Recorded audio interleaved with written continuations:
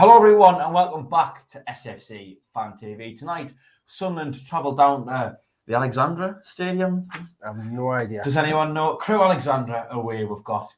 Joining us tonight, of course, you can see it is my wonderful sidekick, Dino Alvar. It's our sidekick, is it? My wonderful co-commentator, Dino. Dino, how you doing it? Yeah, not too bad, mate. It's just eventful day.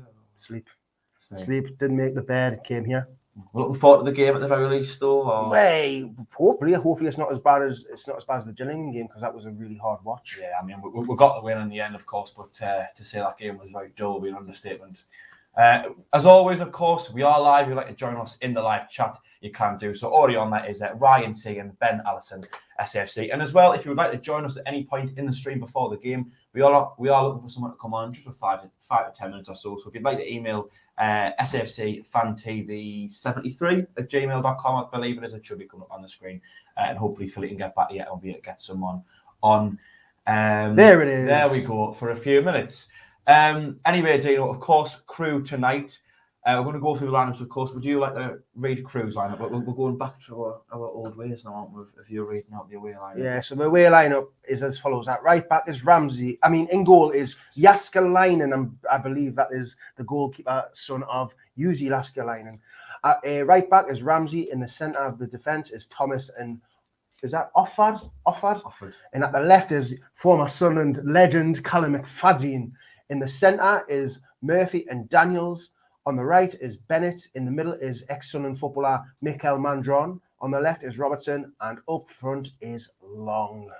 And Sunderland line up like this. In goal, number 39, Torben Hoffman. Number 15, Carl Winchester. Number 3, Tom Flanagan. Number 6, Callum Doyle. Number 17, Dennis Serkin. Number 13, Luke O'Nien. Number 24, Dan Neil. Number 28, the captain. Returning at the start 11 tonight, Aidan McGeady. Number 21, Alex Pritchard. Number 10, Aidan O'Brien. And number 14 is Ross Stewart. Subs are Burge, Diaku, Younger, Wright, Hume, Will Harris, and Stephen Warren. Dano looks to be a 4-2-3-1 more than likely. McGeady on the left, Pritchard in the centre, and O'Brien on the right behind Stewart. Are you pleased with that lineup? What are your thoughts on it? It's a standard really team, isn't it? Obviously the only changes in there is O'Brien's still in the team. Maybe Pritchard's in the team as well, obviously with injuries. On the bench, we've still got quite a young bench there, but good to see Diaku's back. Mm-hmm. So maybe he can make an appearance on the right-hand side if Aidan O'Brien isn't pulling his weight. But that team's surely strong enough to beat a team like Crewe. I know Crewe are struggling. I think did someone say they haven't won a game yet this season or something like that? I know that the second bottom. Well, second bottom. We'll have a look. I think the second bottom haven't won in the last 3 games. This is what I think. They've got Callum McFadden at left back. It says all you need to know, right? Yeah, but let's be fair. He's got Aidan O'Brien going on, and Aidan O'Brien doesn't exactly know. If it was Aidan McGeady, I'd have high hopes. Well, is that lineup set in stone? Obviously we're only going off what this website's put forward to us, and I think we've seen times this season when our wingers can swap around, so. You never know, but even still, I think I could get past Callum McFadden, to be honest with you. What with your Cruyff turns every 5 seconds? And I'm about as I've got the turning circle of tractor. Oh. Yeah, right. I'm not going to disagree with that, but although I did get a very good assist in 5 seconds. Stop mentioning that. Everyone's seen it. We've seen it a million times. But anyway, what do you reckon? They've obviously got ex-Sunderland players in there. Mikel Mandron normally somehow scores goals against her every single time he plays against her. They've got Jaskalainen, the legend of Jussi Jaskalainen, in goal. Their team, I don't know much about it. They have got 2 players we know of, but we both don't really rate McFadden very highly, and Mikel Mandron just seems to turn up against Sunderland, doesn't he?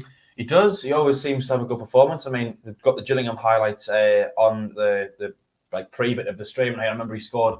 Did he score twice against us? I did. I think it was at the stadium. I think that was the game that we drew, and that could have. If we won that game, we would have went up on. We would have went automatic. It was on points per goal. Points per game. Points per goal. Points per goal.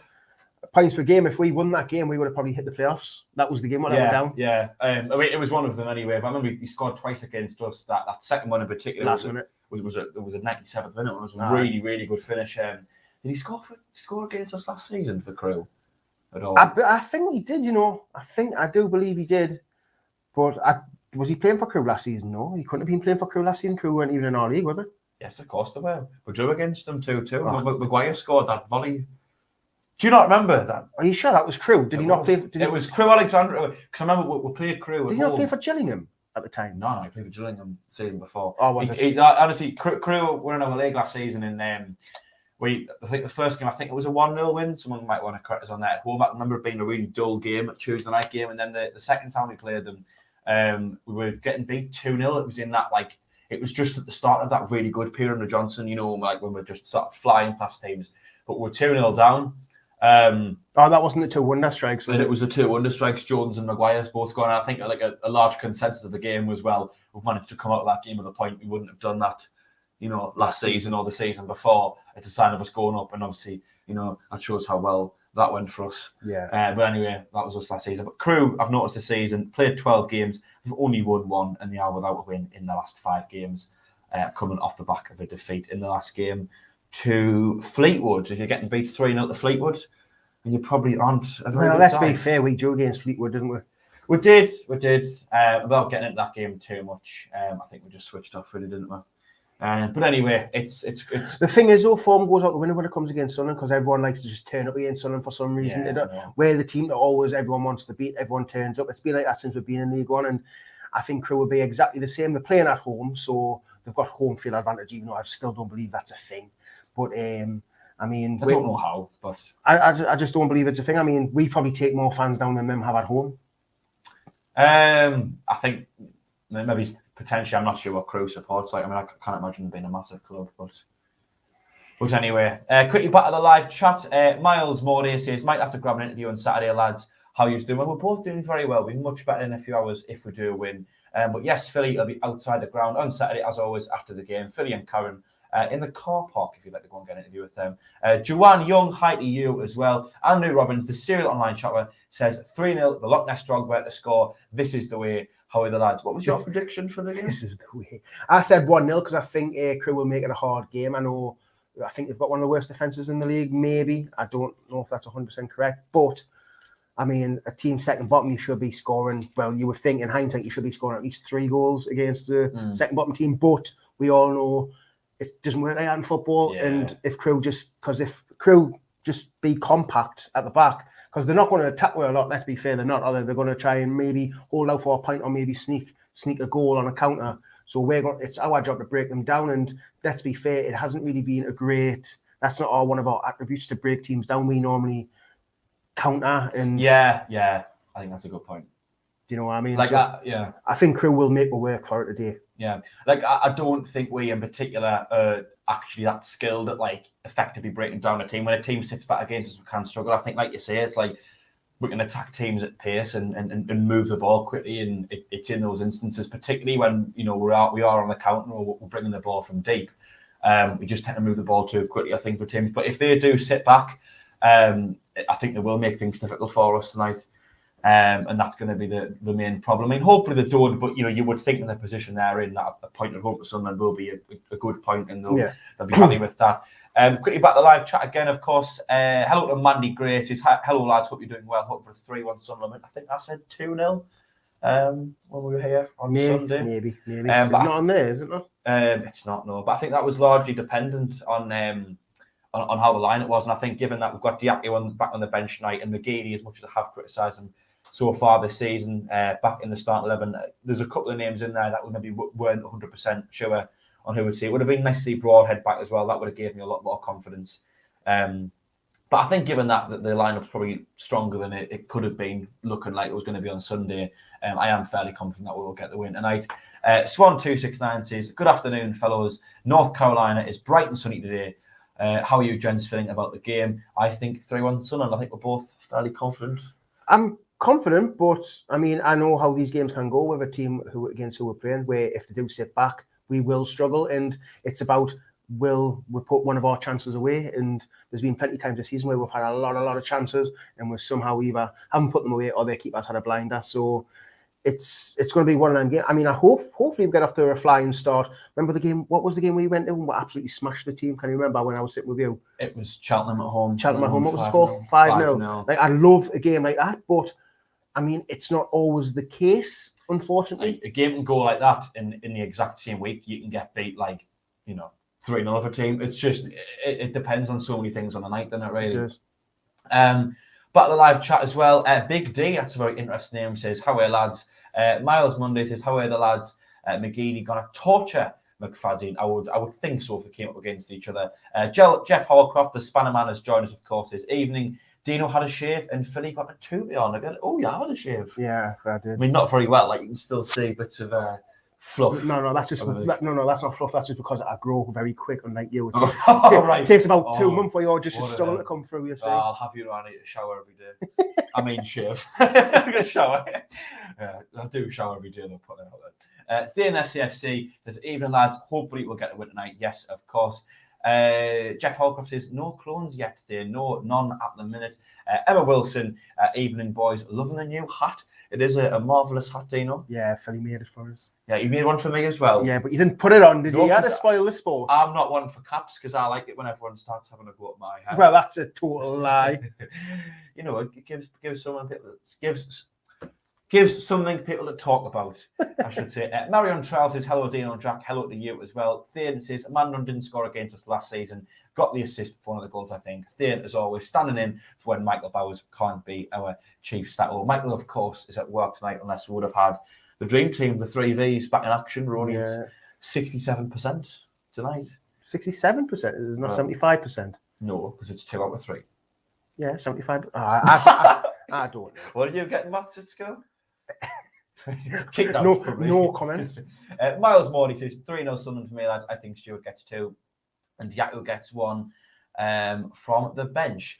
Something we didn't mention at the start of the stream, but we'll mention it now that there's a few more people watching. If you would like to join us for a brief 5 or 10 minutes before the start of the game, just send us an email, SAFC Fan TV 73@gmail.com, and we'll see if we can get one of you on. Just have a quick 5 or 10 minutes because me and Gino aren't interested enough to talk for half an hour. It's quite hard, isn't it? It is. It's really hard to do that.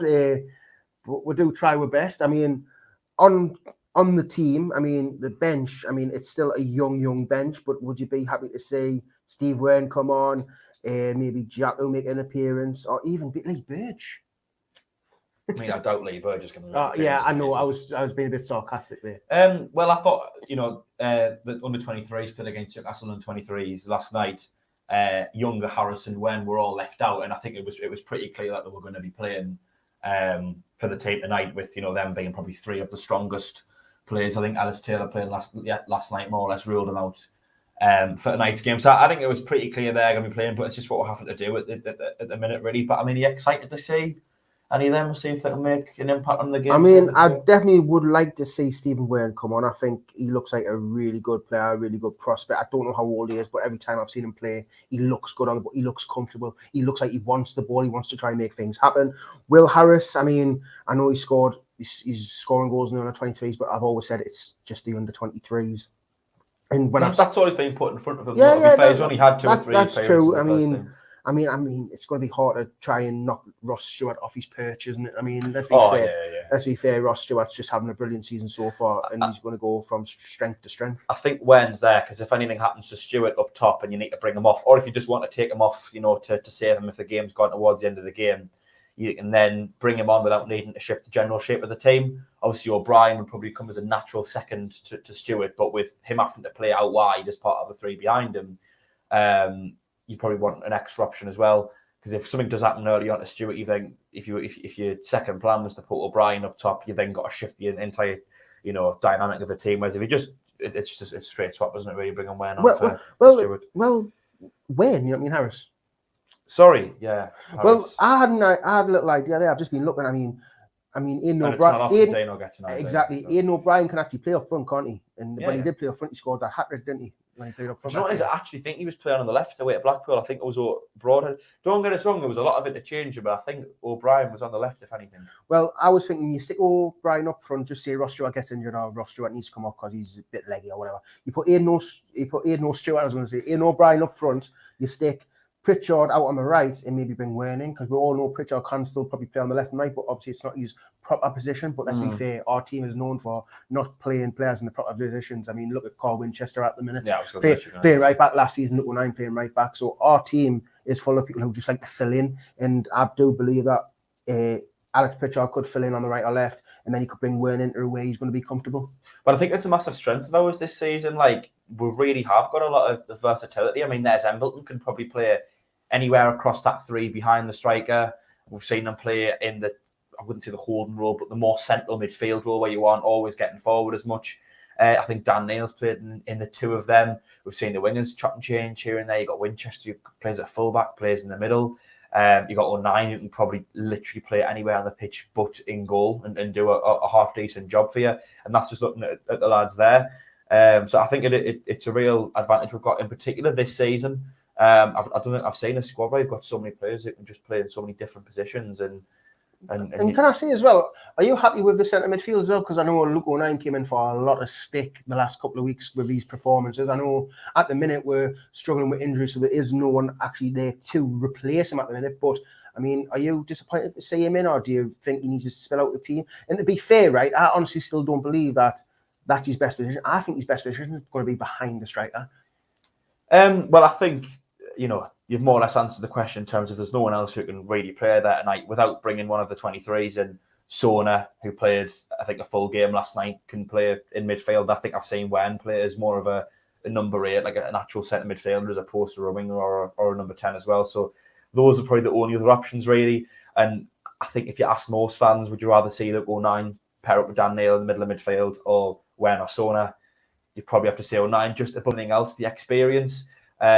Daniel's a great player, but of course he's still young, and I think playing just next to O'Nien, someone who's a little bit older than him, could probably benefit a lot from. And as well, I think people criticise O'Nien for, like you say, a lot of the time his technical ability, which I know is a phrase you hate.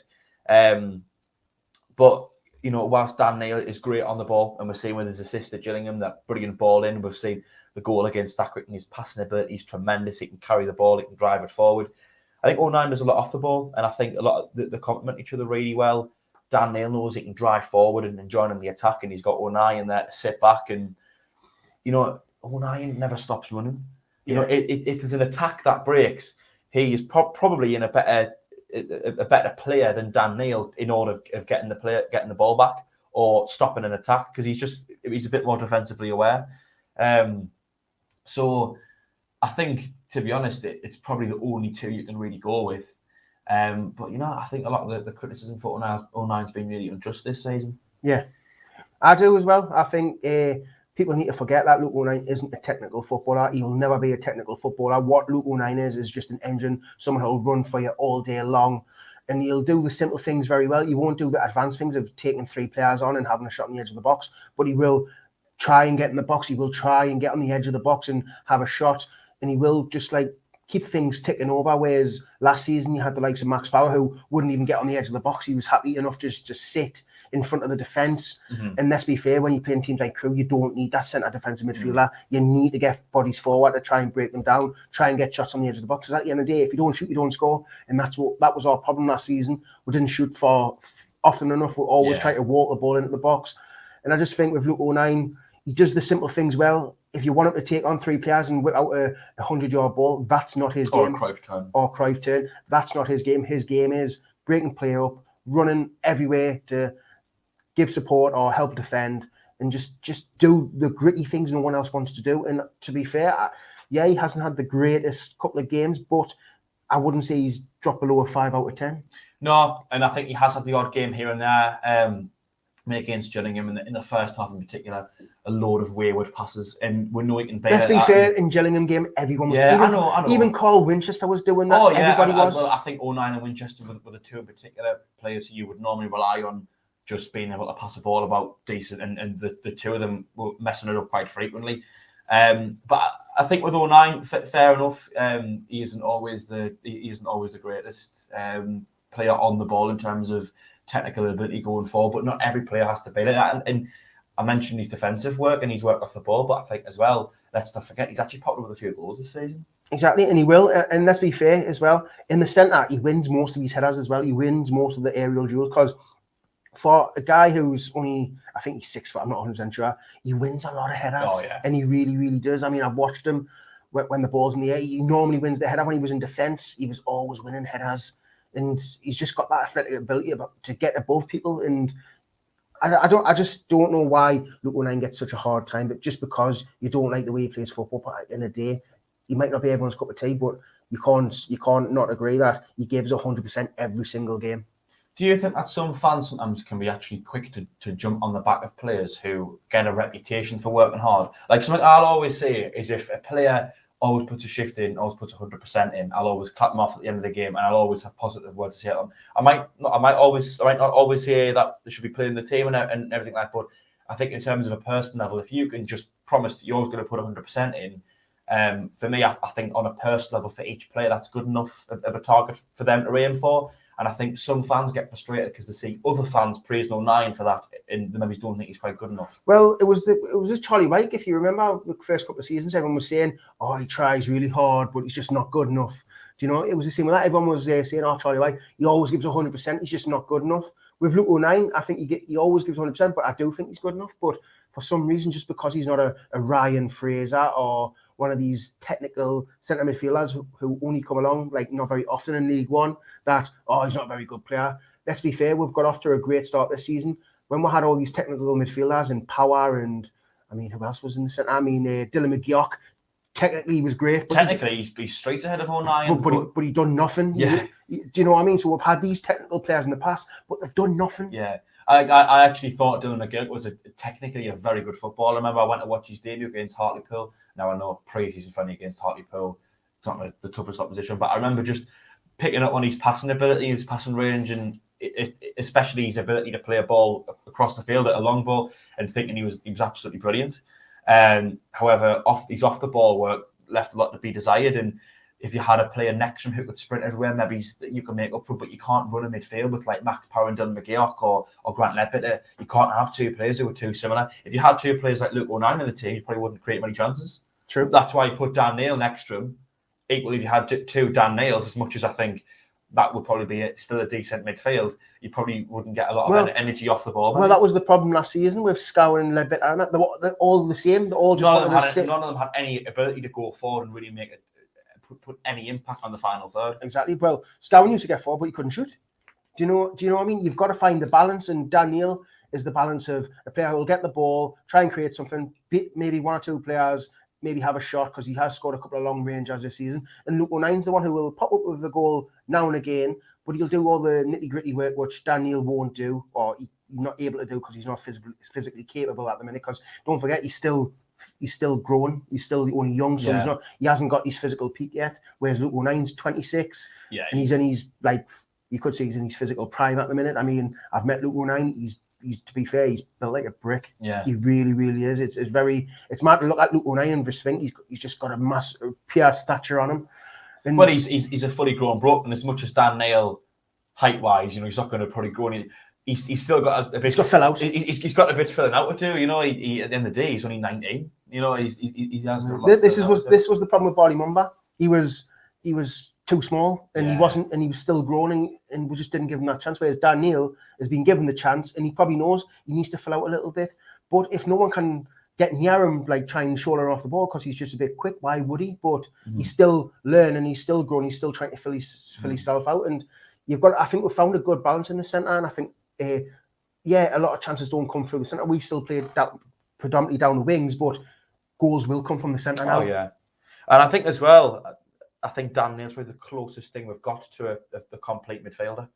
Yeah. Like someone who can do a little bit of everything defensively is probably his weakest area. But to be fair, he said on the Unfiltered podcast that Frankie and Danny host, there we go. Your friend. He said on there that one of the things he's working on the most in training is his defensive ability, judging the ball, judging the flight of a ball, winning headers, tracking players and things like that.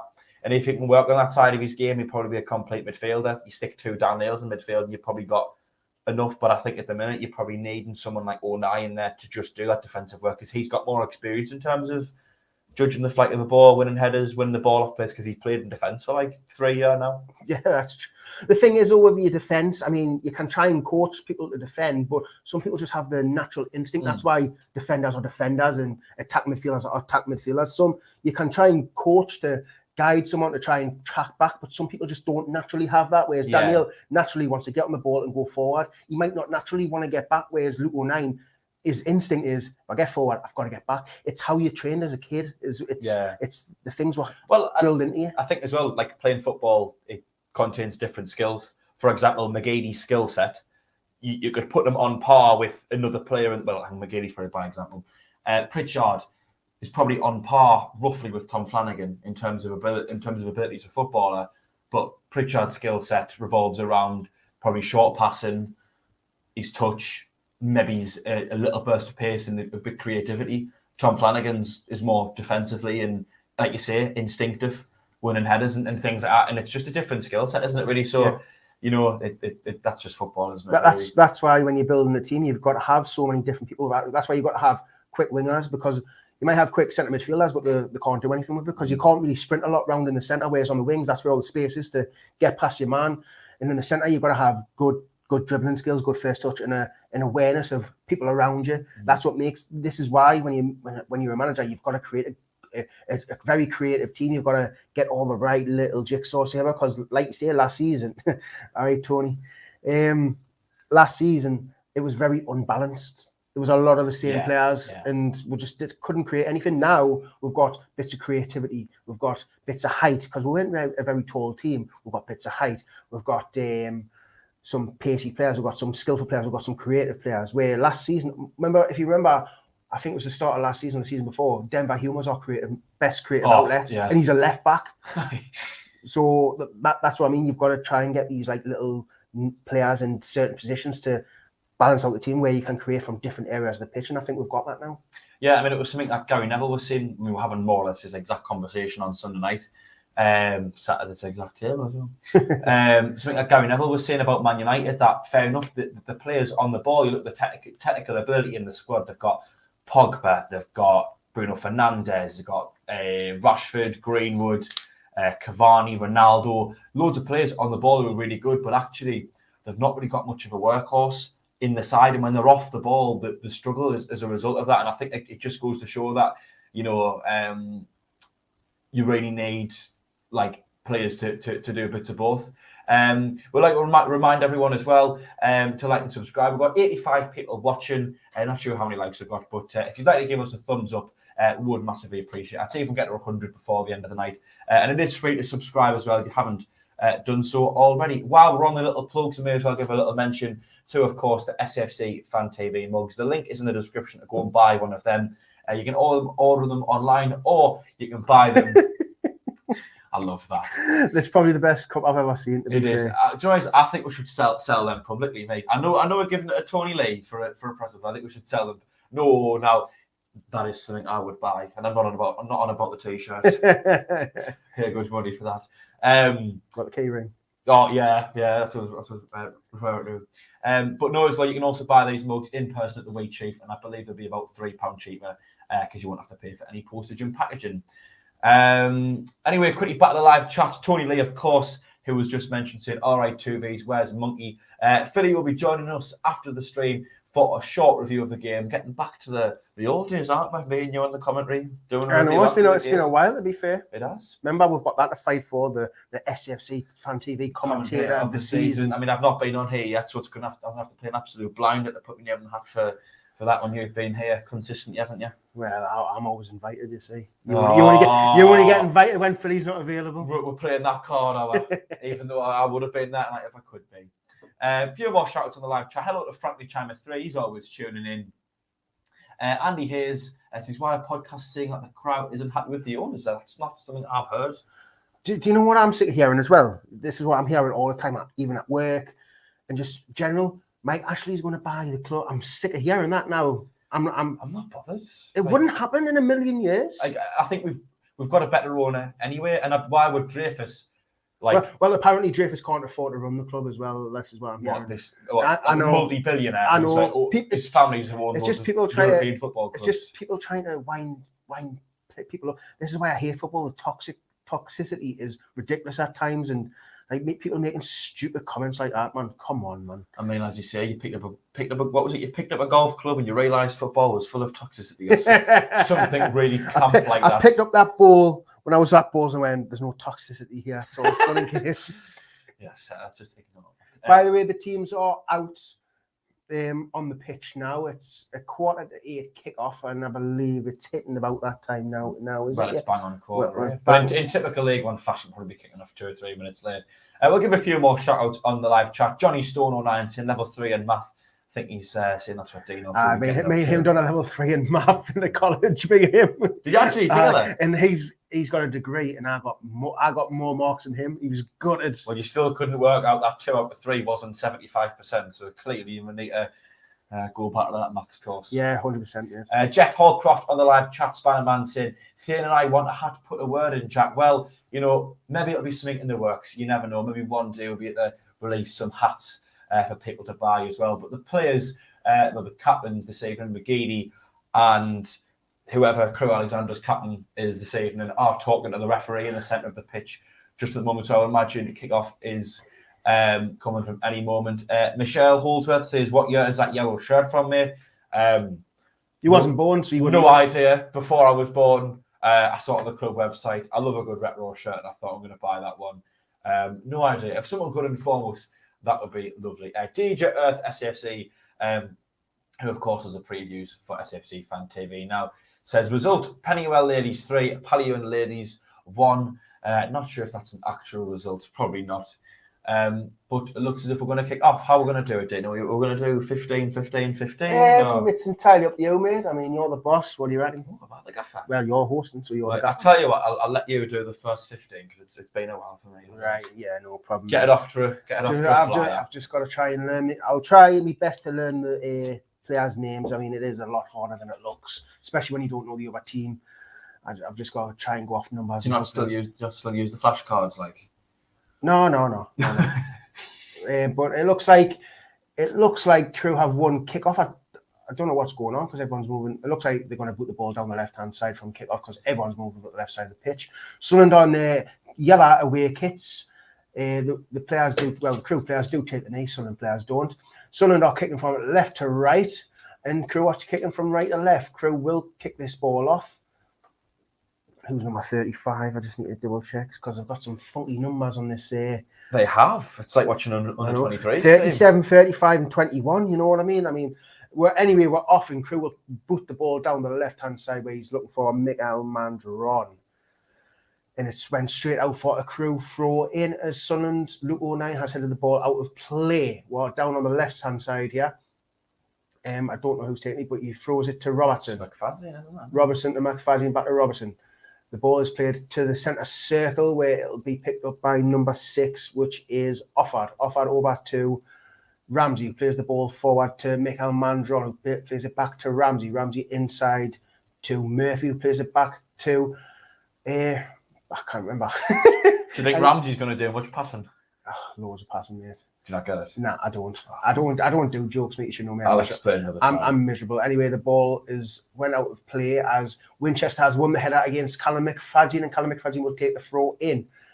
Callum McFadden throws the ball into the centre where you'll find Murphy, but Pritchard does take the ball off him and gives it to Dan Neil. Dan Neil now crosses the halfway line. Well, he doesn't. He passes it back to Winchester, who passes the ball forward to Aidan O'Brien. Now, Aidan O'Brien will have a run down the right-hand side. He tries to go past Thomas.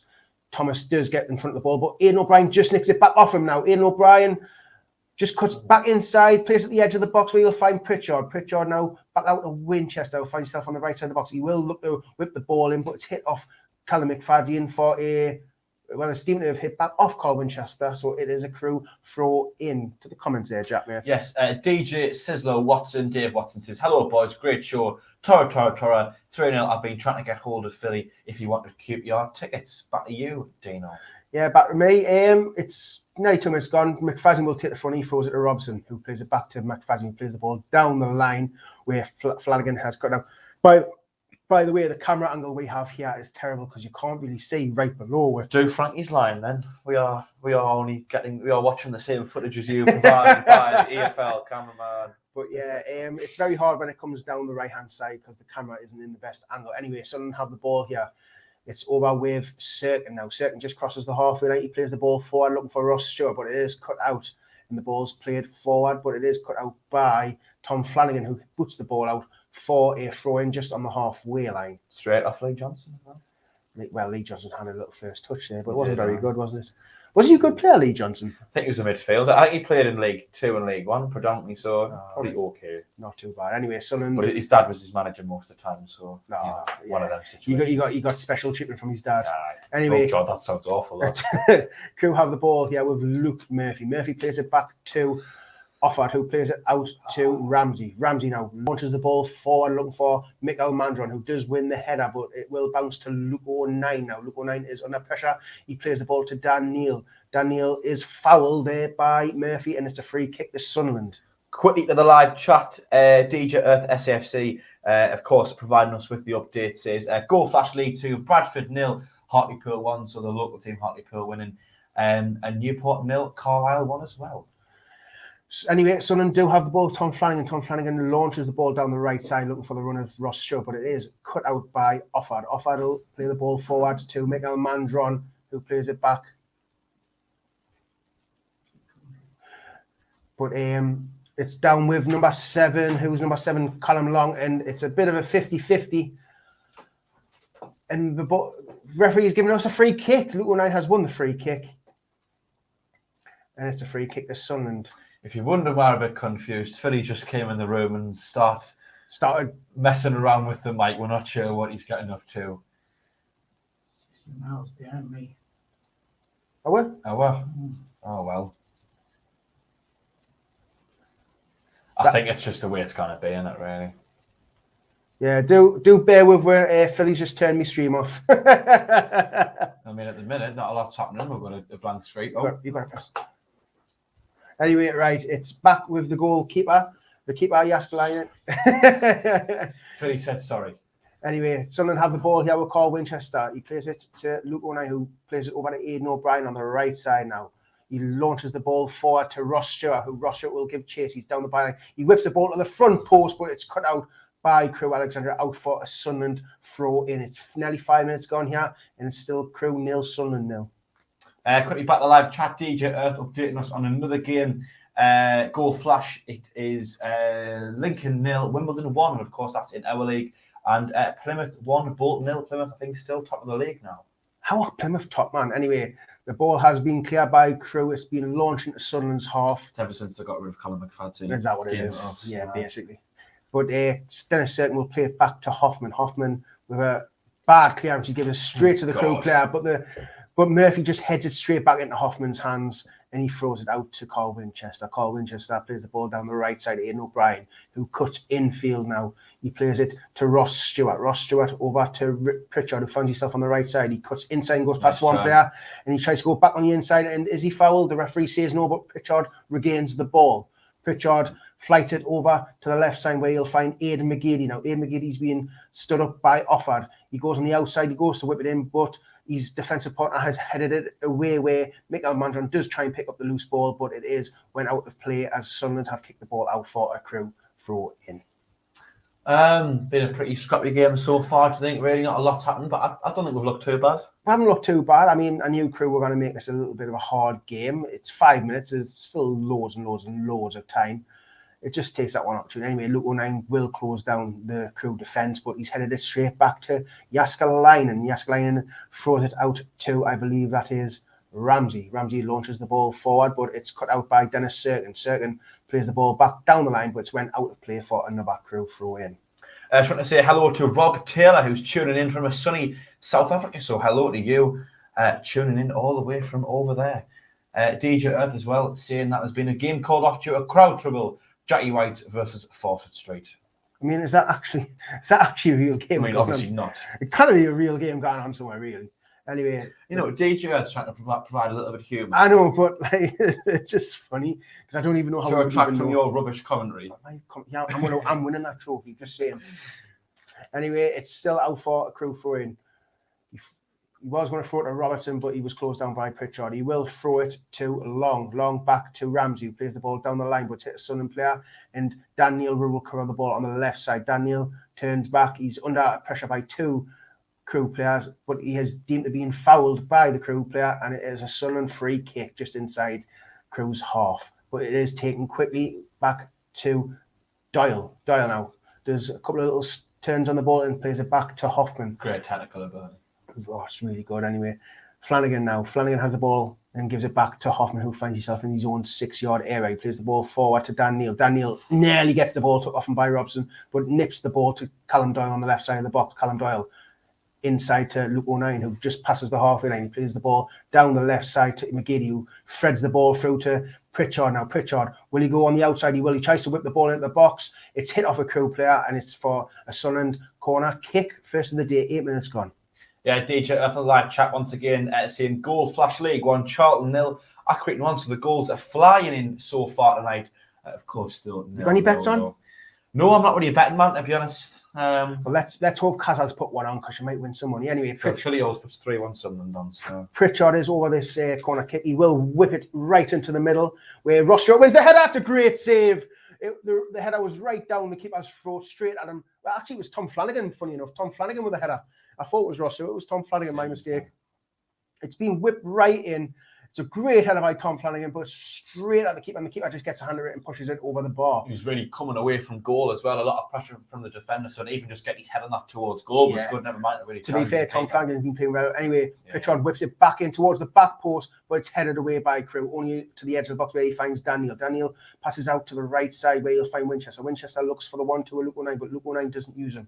Luke O'Nien turns back and passes the ball back to the centre circle where you'll find Dennis Serkin now. Dennis Serkin switches the ball back out to the right, looking for the run of Carl Winchester, but it's cut out, and it's a Sunderland throw in on the right side. Just quickly on the live chat, Steve, I'm 73, saying Pritchard looks like O'Brien's little brother. So there's someone likening Pritchard to someone that isn't Johnny Williams. Anyway, Sunderland do have the ball with Dan Neil here. Dan Neil switches it over to Aidan McGeady, who finds himself in the middle of the pitch. He plays it forward to Ross Stewart. Ross Stewart switches it back over to the right where it's went past Carl Winchester, and it's out for a Crewe throw in. Brian Gartner on the live chat is welcome, boys, tuning in from Nova Scotia. Scotia. I've got no idea what that is. I have no idea. Anyway, it says, got you on speak as well. We're finishing up roofing, so hope you're roofing at this time. Enjoying the commentary. Well, you never know. Whatever that is, it might be a different place in the world. If you could tell us where you are. Nova Scotia. Well, wherever that is. Get on Google. Clearly, Brian Gartner is deaf because he said, great commentary, lads. Very detailed. Anyway, a free kick has been given here as Dan Neil seemed to have fouled Robertson. It's just in Sunderland's half here. It's 10 minutes gone. Being a nothing game at the minute. We've had one chance, but it was a good. Oh well, Will Philly says that's Canada, so it will be very. Well, I was going to say we've had a message from our producer. Oh, sorry, mate. Anyway, ball's been played down the left-hand side. Long plays it front post, but it's cut out by Callum Doyle, and it's another throw into Crewe. Sorry, mate. What were you saying? No, sorry. East coast of Canada. It's just about. I'm going to assume that's 4 a.m. 4 p.m. Oh. It won't be 4 o'clock in the morning, will it? I believe. Ignore that I said that. Anyway, moving swiftly on. Yeah. DJ says goal flash championship. Sheffield United 1, Sheffield United 0 at Millwall 1. Right, Thomas has the ball. He plays it inside to Murphy. Plays it out to Offard. Offard down to Ramsey. Ramsey looks for the 1-2 and Michael Mandron. Mandron doesn't use him, but he plays the ball inside the edge of the box. A lovely 1-2 by Crewe, but it's cut out by Sunderland and it's been launched up field, but Murphy will bring the ball down and play it back out to Offard. Offard now just spins on the ball, heads back to his own half. He plays it inside to Robertson, but it's been dispossessed. Now Ian O'Brien's belting down the right side of the field. He's got Ross Stewart in front of him. He goes to the edge of the box. He plays it out to the left where he finds Winchester.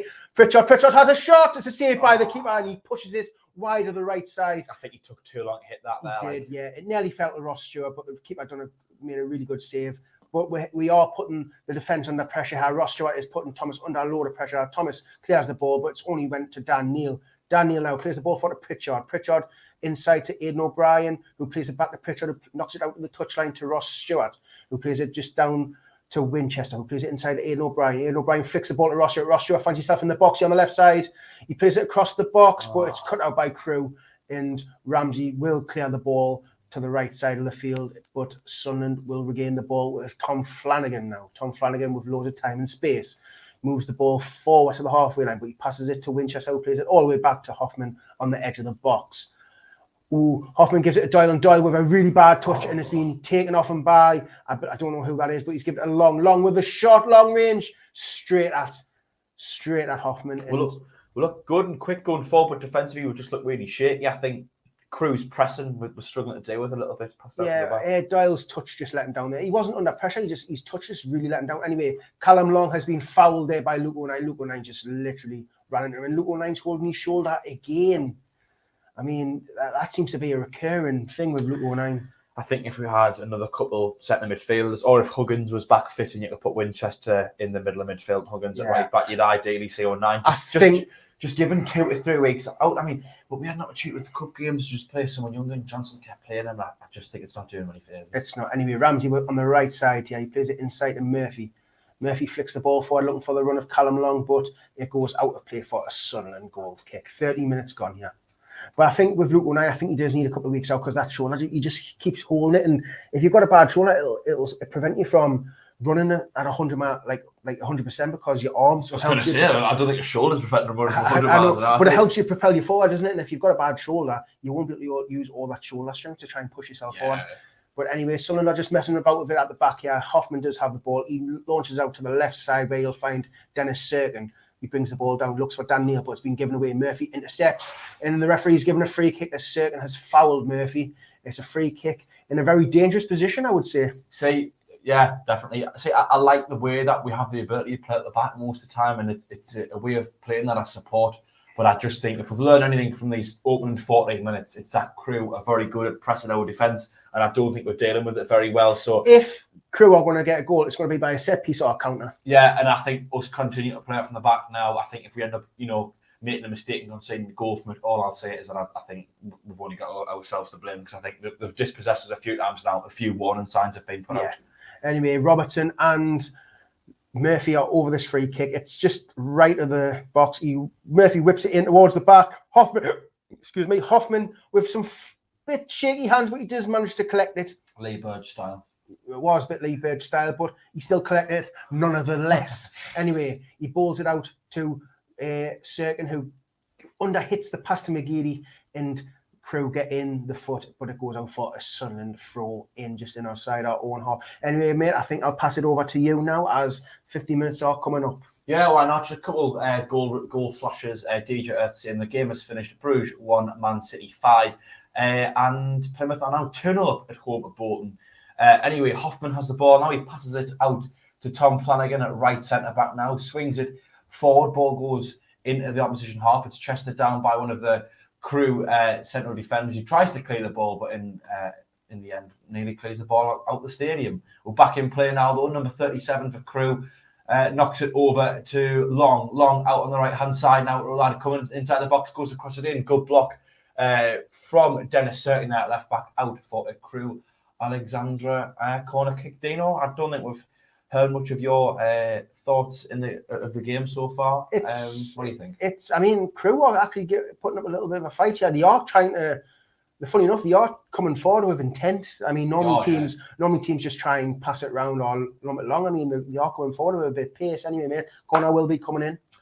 Jeff Brown on the live chat. Hello to you as well. Tuning in from Lincolnshire. The ball is cleared. It comes out to number 21, but Pritchard or O'Brien, whoever it was, nips in first. Crewe have the ball back though. It's number 2, deep inside. Kind of on the halfway line. He knocks it over towards 37. The ball's out on the right hand side here. Serkin goes to try and block the cross. He's joined by Pritchard. The ball comes into the box. It's headed away by, I think, Carl Winchester. And the ball goes out for a Crewe. Alexandra throwing out on their right-hand side. Our left, number 35. That's Scott Robertson. Due to take this one. I know he's throwing it back to Kane Ramsey. Due to take this one. Throw in very high up the pitch. And he's about 15 yards deep from the corner flag. Knocks it short to Robertson, who's still got the ball. Plays it infield to Thomas. Thomas tries to play the ball forward. O'Brien intercepts. He loses the ball. Ball put on the edge of the box. A shot was taken on the spin. Not really any power on Hoffman. Picks it up. O'Brien is down injured. Hoffman's just stopped. Well, Hoffman has got no intention of throwing that ball out yet. The game stopped while O'Brien is down. Just very quickly, back to the live chat. DJ Earth is in agreement with myself. I think you said it as well. That Pritchard should have just hit that first time.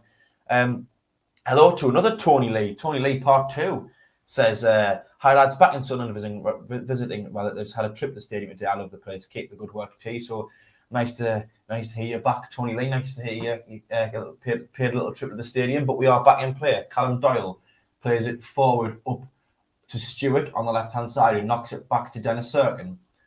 Serkin back to Doyle. Crewe again putting the pressure on. Doyle sends this one long, not really to anyone, and it's taken down by Thomas, who plays the ball forward towards the Crewe striker.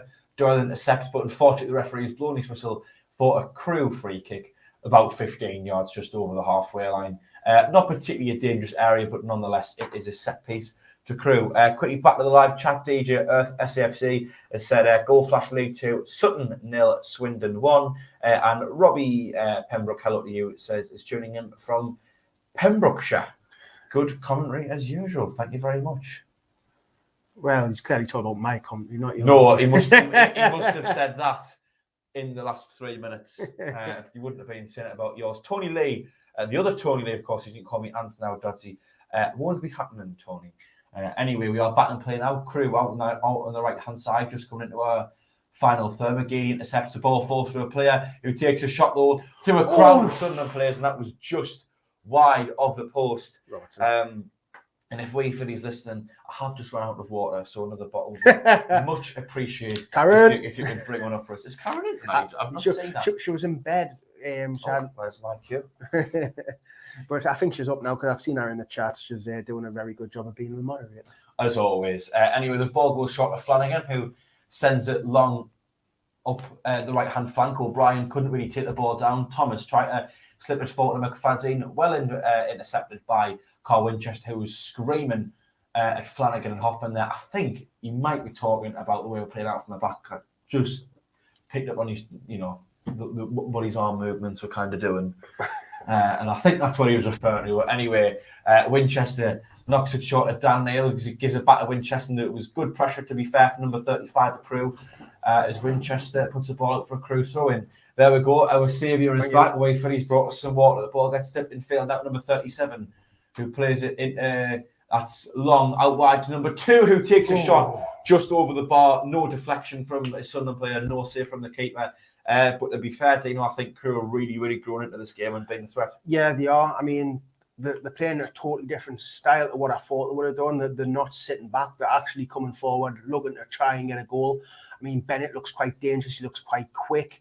Mick Armandron, they're always aiming for him to win the headers. And Ramsey's even getting forward, the right back. He's getting forward, having a couple of shots. I mean, at the minute, you would say Crewe's getting the better of this game. Yeah, I think we probably started slightly better, but the last 10 minutes or so, they've really grown into it. DJ Earth as well saying Cambridge won, Sheffield Wednesday 0. Of course, that's in our league now. Ramsey has the ball at right back, taking the ball over the halfway line. He's got a lot of space ahead of him now. Knocks it forward into the run of another player, but the ball ran out of play. Overhit that a little bit, maybe a bit of an ambitious. I'll give you a clue who that was. That's Mick Armandron. Was it really, Dino? Yeah, number 12, a funny number. DJ Earth giving us another score update. Derby 1, Luton 0. Callum Doyle knocking the ball long now, looking for Ross Stewart. He couldn't quite take the ball under his control, but Pritchard picks up the loose ball, finds Aidan McGeady back inside of Pritchard. Nice little bit of footwork there, and he is fouled by the Crewe defender. Sunderland free kick just inside their half. A player quickly. Danny with a Meg. Well, it was a poor touch, but he made up for it by begging the play just after he plays it into Pritchard on the left-hand side. One more now, it's Aidan McGeady trying to cut inside, works the ball at his left foot, puts it across the box. The shot was saved. Winchester couldn't quite get the rebound, and it is cleared away. Only as far as Tom Flanagan now, who knocks it back to Torben Hoffman. Hoffman in his own box, knocks it over to Callum Doyle. Plays it forward into Pritchard, who knocks it into Dan Neil, passing the ball quite quickly now. Dan Neil zips the ball out towards the run of Aidan O'Brien on the right-hand side. He'll get there, and he's got plenty of time and space. Puts the ball across the box. Stewart couldn't quite convert. Ball nearly fell to Pritchard, not quite. Winchester knocks it down to O'Brien out on the right-hand side. O'Brien back to Winchester. Ball goes into the box towards the back post. No one quite there to make anything of it. McGeady couldn't quite get there, and the ball will go out for a Crewe throw-in out on their right-hand side. Oh, no, it's a Sunderland throw-in out on our left-hand side. Goal flash as well. DJ Earth says Wigan 1, MK Dons 0. Alan Carson, cheap fouls, sloppy passing. I think that's a fair assumption as well. Steve M73 says that living dangerously, need to get a grip. Thank you to Kane Patrick Hobson as well. Saying great stream, lads. So a throw-in on the left-hand side. This will be Dennis Serkin to take this one. Short to Pritchard, back to Serkin.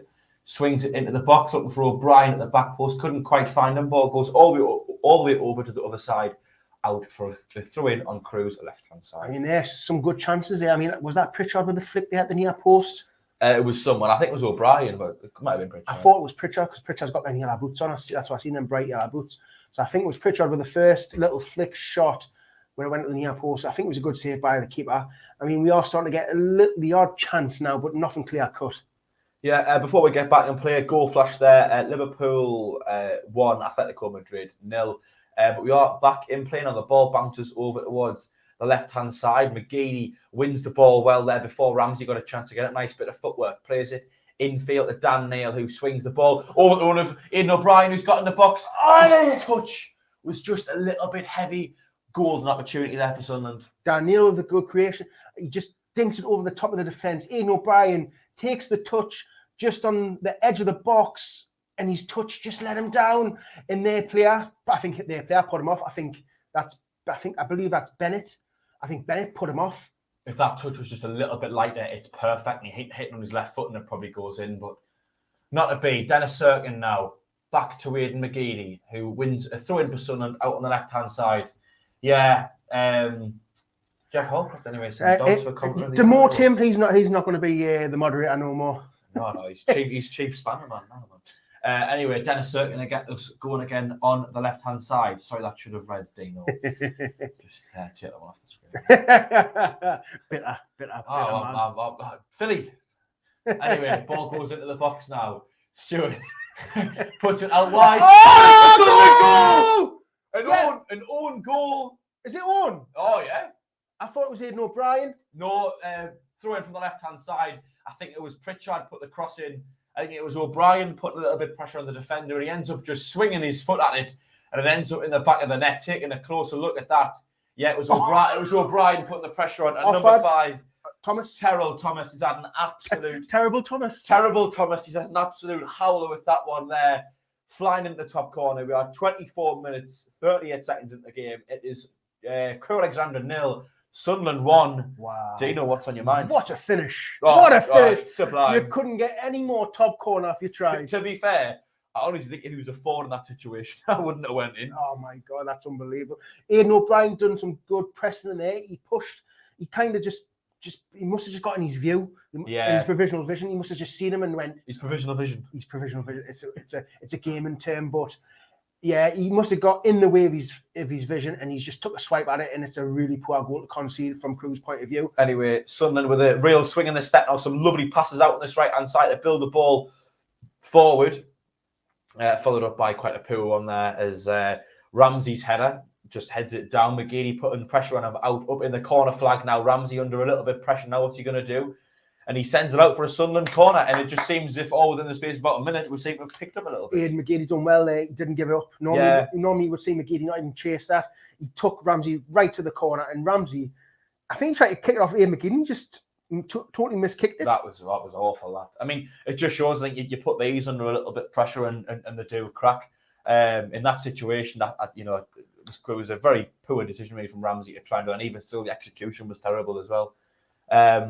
But yes, we want to look now. Whether it was deserved or not, I don't know. I think both teams had chances, but it just shows. I think you put a little bit of pressure on teams, and all of a sudden they can make mistakes like that. McGeady to take this corner on the left hand side. Oh! It goes into the box. It was Ross Stewart with the head, and it was just wide of the far post. By the way, can I just see flash score? DGF says it's Crewe 0, Sunderland 1. I didn't know that. Oh, get in! I've got them on my bet. Ross Stewart with the head out the front post, just glances wide of the far right-hand post. Another goal in League One, not as important as ours, of course, but Cheltenham 1, Morecambe 0. Anyway, back in play now. Chester down by Dan Neil, knocks it into Aidan O'Brien, who looks to take an effort from distance. The shot's blocked. It comes back to Flanagan, over to Dennis Serkin. As Philly comes into the room and says that Dino's mic's rubbish. It's just fell inside your shirt. Oh, it's fell in. It's Well fell in my shirt. Well spotted, Philly. If we've got a throw in out on the left-hand side now, Dennis Serkin to take this one. Or is it a Crewe throw in? I'm not sure. It's a Crewe throw in. Result. Wolves 8-0.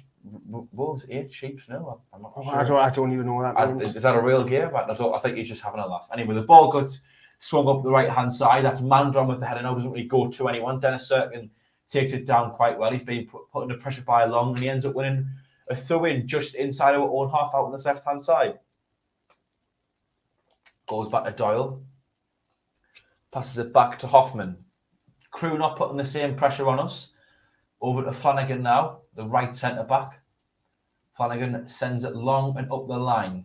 Stewart flicks it on, looking for the run of Aidan O'Brien, who he's found. O'Brien cutting inside with a real dynamic edge over to Dennis Cirkin now, driving in field. He's just slowed down a little bit. He passes out to McGeady on the left wing. McGeady, lovely little ball fitted into Dennis Cirkin. Well, I said lovely, slightly overhit. Great idea, great run from Cirkin, just not the perfect execution, was it? Yeah, to be fair, Crewe got to change it up now because, I mean, they were putting pressure on the not now. They were goal behind. So what they're going to do? Are they going to try and break and try and get this goal to draw level? Or do you reckon they're scared that they don't want to go 2-0 down because they know it might be game over? Yeah, I mean, if you look at what we did against Portsmouth, we went 1-0 down early in the game. And, I think if we just stayed in that game, you give yourself a chance, don't you? But we end up conceding 3 in the end. So they might just be trying to keep themselves in the game anyway. We have been back in play. Ramsey has the ball out the right-hand side. Pritchard puts a foot in.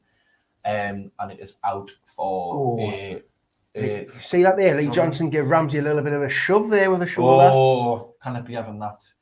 Ramsey, of course, to take this through in, plays it short at number 35, back to the Crewe defence and all the way back to the goalkeeper, who sends it long to the centre of the field. Good header from 09 in the centre, doing his off-the-ball work. Don't need technical ability to do that, do you, Dino? Exactly, mate. Not to do that. Number 5 picks up the ball. That is Thomas, the own goal scorer. Terrible Thomas. Terrible Thomas. Doing a Dino and firing the ball at the back of his own net. Crewe knocking the ball about the defence. There was a comment there from a West Ham fan. Anas Ahmed, has Frederick Alvarez been playing? How's he got on? He's only been playing the cup games, really, and he's not been too impressive. He's probably only played 2 or 3 times. He's injured now. He's injured at the minute, but I wouldn't say he's been doing too well. He hasn't had his chance. In all honesty, but then again, he hasn't had much of a chance, but not much to report. That is a poor decision from Pritchard to go flying. He slipped. He slipped. That wasn't a foul. Do you reckon? He slipped. Yeah, he 100% slipped. You could tell. But it was still a foul. The referee's given it, but Crewe were just passing the ball about their own half, and Pritchard dove in a bit recklessly. Anyway, Dino, I'll hand back over to you as we are approaching the half-hour mark. No problem, mate. Anyway, the ball is with Robertson now. Robertson plays the ball forward down the left-hand side. It's just went past every single player, and it will be picked up by Hoffman. Hoffman now just keeping the ball with his feet. He plays it inside to Luke 09. Luke 09 spreads it over to Callum Doyle, who finds himself on the left side of the pitch. Callum Doyle will move the ball forward now. Uses Dan Neil inside. Dan Neil does a little turn on the ball, plays it over to Pritchard now, just over the halfway line. He plays it over to Winchester. Winchester forward to Ian O'Brien, who flicks the ball forward for Pritchard. Pritchard turns inside, plays it inside to Winchester. Winchester is tackled, but Ross Stewart in the box now. He's just on the right side of the box. He plays it over to Pritchard. Pritchard looks to whip it in. He's got Ian O'Brien just inside. He flicks it down the line to Ian O'Brien, but Ian O'Brien just cannot reach it, and it's out for a goal kick to Crewe Alexandra. I think he tried to overthink that there a bit. Pritchard, there was a simple pass to play to O'Brien. He should have played it straight away. Yeah. He should have. If he played it straight away, Ian O'Brien could have probably potentially had a shot on. Or just swung it into a dangerous area, but I think he overthunk that a little bit. Yeah, he did. Anyway, terrible Thomas is on the ball. He gives it to... I don't even know who that player is. Is that Ramsey? Just say the Crewe defender. It'll be no, I like to learn the names of these players. Well, you used to know them more or less for kickoff last season or off by heart. But you've clearly stopped doing your revise. No, it's not, man. It's this bloke. He wasn't playing centre back, but now he is. But anyway, Sunderland have the ball on the edge of the area with Daniel. Daniel inside to Pritchard. Pritchard, lovely little ball down the right side. He flicks it to the back post where Ross Stewart heads. That was amazing play by Sunderland. The interchange between Pritchard and Daniel was absolutely unbelievable. And Daniel with a little floated ball to the back post where he'll find Ross Stewart. Great team goal. I mean, you can see O'Brien ball into Pritchard. It's this little move here. 1-2. Dan Neil knocks it back to Pritchard. Perfect ball back through into Dan Neil. Lovely little dink in the back post. And Ross Stewart, he doesn't really miss from there, does he? He doesn't. It's his bread and butter. Headed goals. 31 minutes gone. Sunderland 2, Crewe 0. That was a brilliant work goal. I mean, the link-up play between Pritchard and Dan Neil.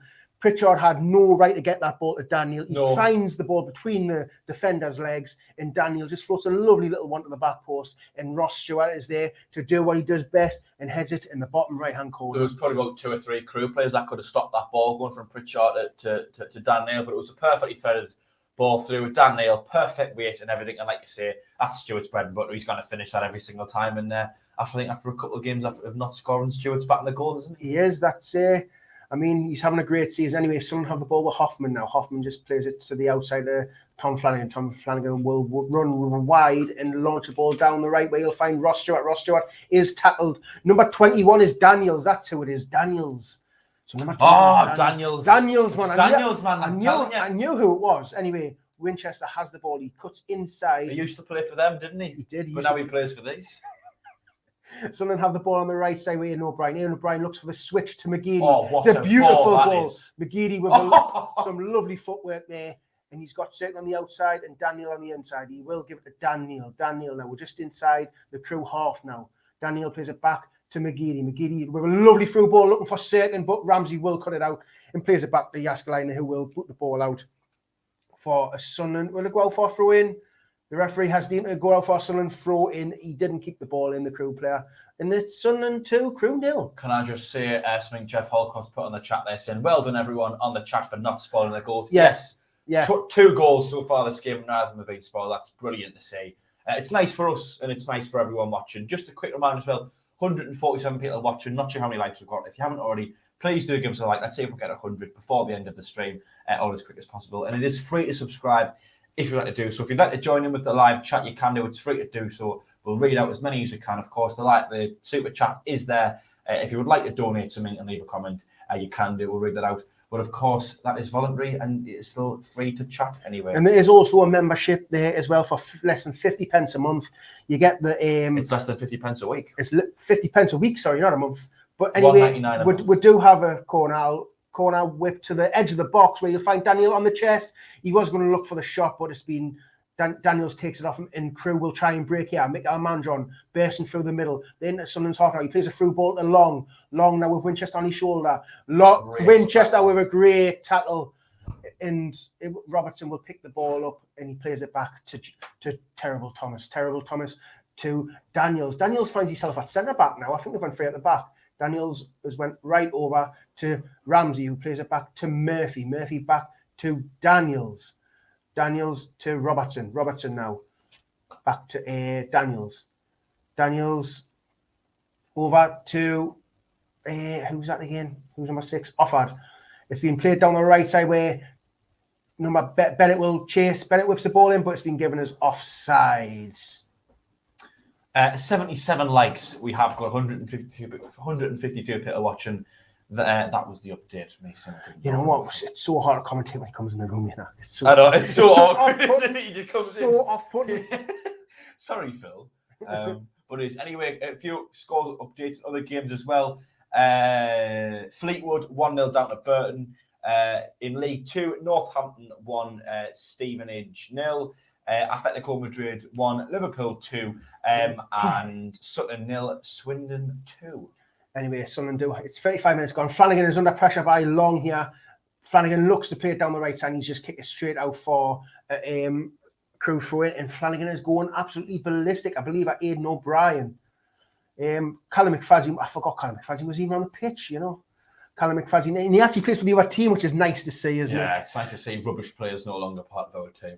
Sorry, Callum, but you are terrible. Yeah, unfortunately. Probably a nice lad, but not very good. All right, Terry. Yeah, I do apologise. But anyway, 36 minutes gone. It is a throw-in again.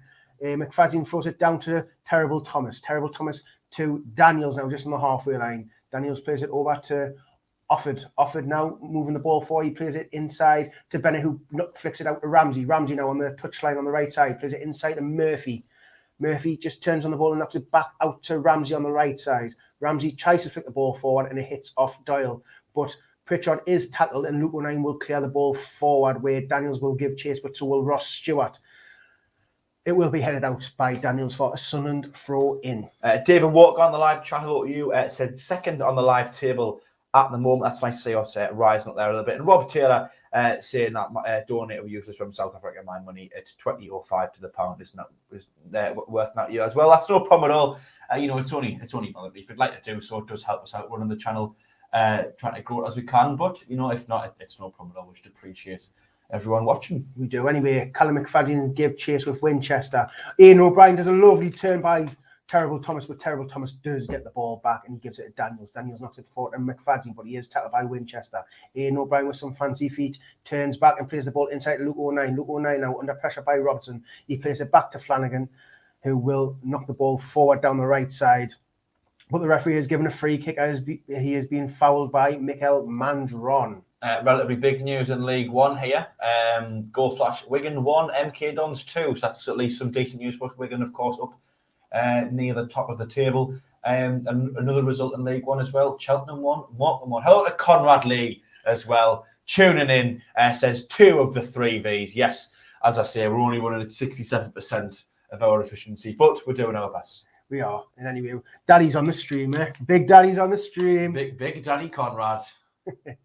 Anyway, the ball is at the halfway line with Bennett. Bennett flicks it past Flanagan, but he is tackled by Luke O'Nien, and Sunderland have the ball with Tom Flanagan. Flanagan does really well, and he plays this, tries to spread the ball over to Aidan McGeady, but it's cut out by Offard. But Pritchard will try and bring the ball down. It's a bit scrappy in the middle, but Dan Neil recovers the ball very well, but he is given a free kick as Murphy has fouled Dan Neil. Luke O'Nien takes it quickly and switches it over to Aidan O'Brien. It's a good fight. See the technical ability there of Luke O'Nien to find that pass. Aidan O'Brien with a couple of steps over, goes on the outside, plays at the front post, but it's straight at Will Yaskalainen. The daddy of Darlington.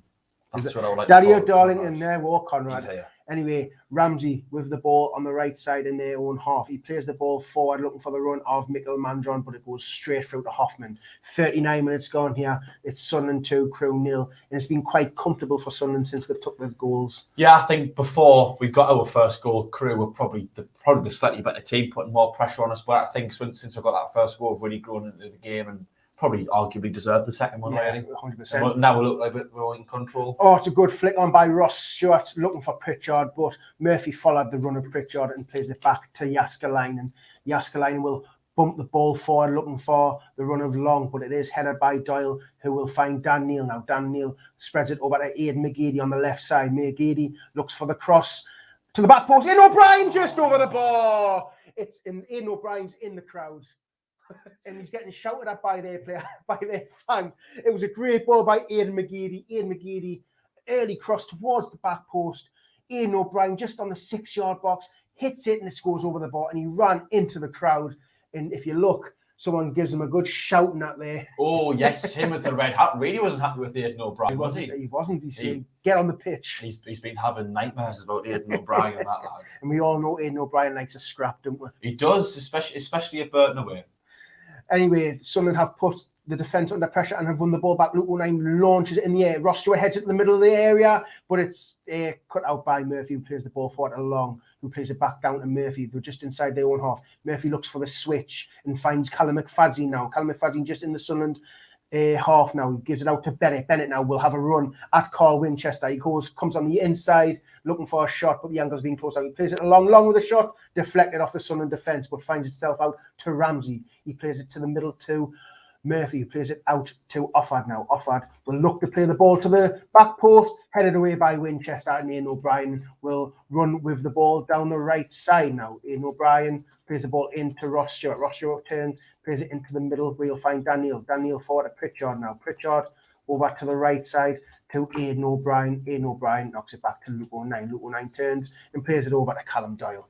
Callum Doyle forward to Aidan McGeady in the centre circle, who plays it just across turn is Luke O'Nien. Luke O'Nien looking for a pass just on the halfway. Can he showcase his technical ability? Look at this technical ability. Oh, excellent. Excellent by Luke O'Nien, straight to McGeady. Aidan O'Brien to Pritchard, back to McGeady. McGeady with a lovely little turn. He switches it over to the left side where you'll find Ross Stewart now. Ross Stewart just on the left side of the penalty area. He plays it back to Serkin, who plays it to Daniel. Daniel with a shot straight at the keeper, unfortunately. 41 minutes gone here, and it's still Sunderland 2, Crewe 0. I've got a couple of comments coming in a little bit delayed. They must have been to when I was commentating. Rob Taylor says your commentary is great, lads. And Jeff Brown saying doing a great job, lads. Loving the professional commentary.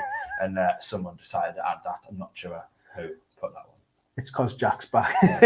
Colin B saying Pompey losing apparently. That's always nice. That's all right. Anyway, Sunderland do have the ball with Hoffman. It seems like Sunderland's took the foot off the gas. I think there might be an injury here because everyone's just stopped.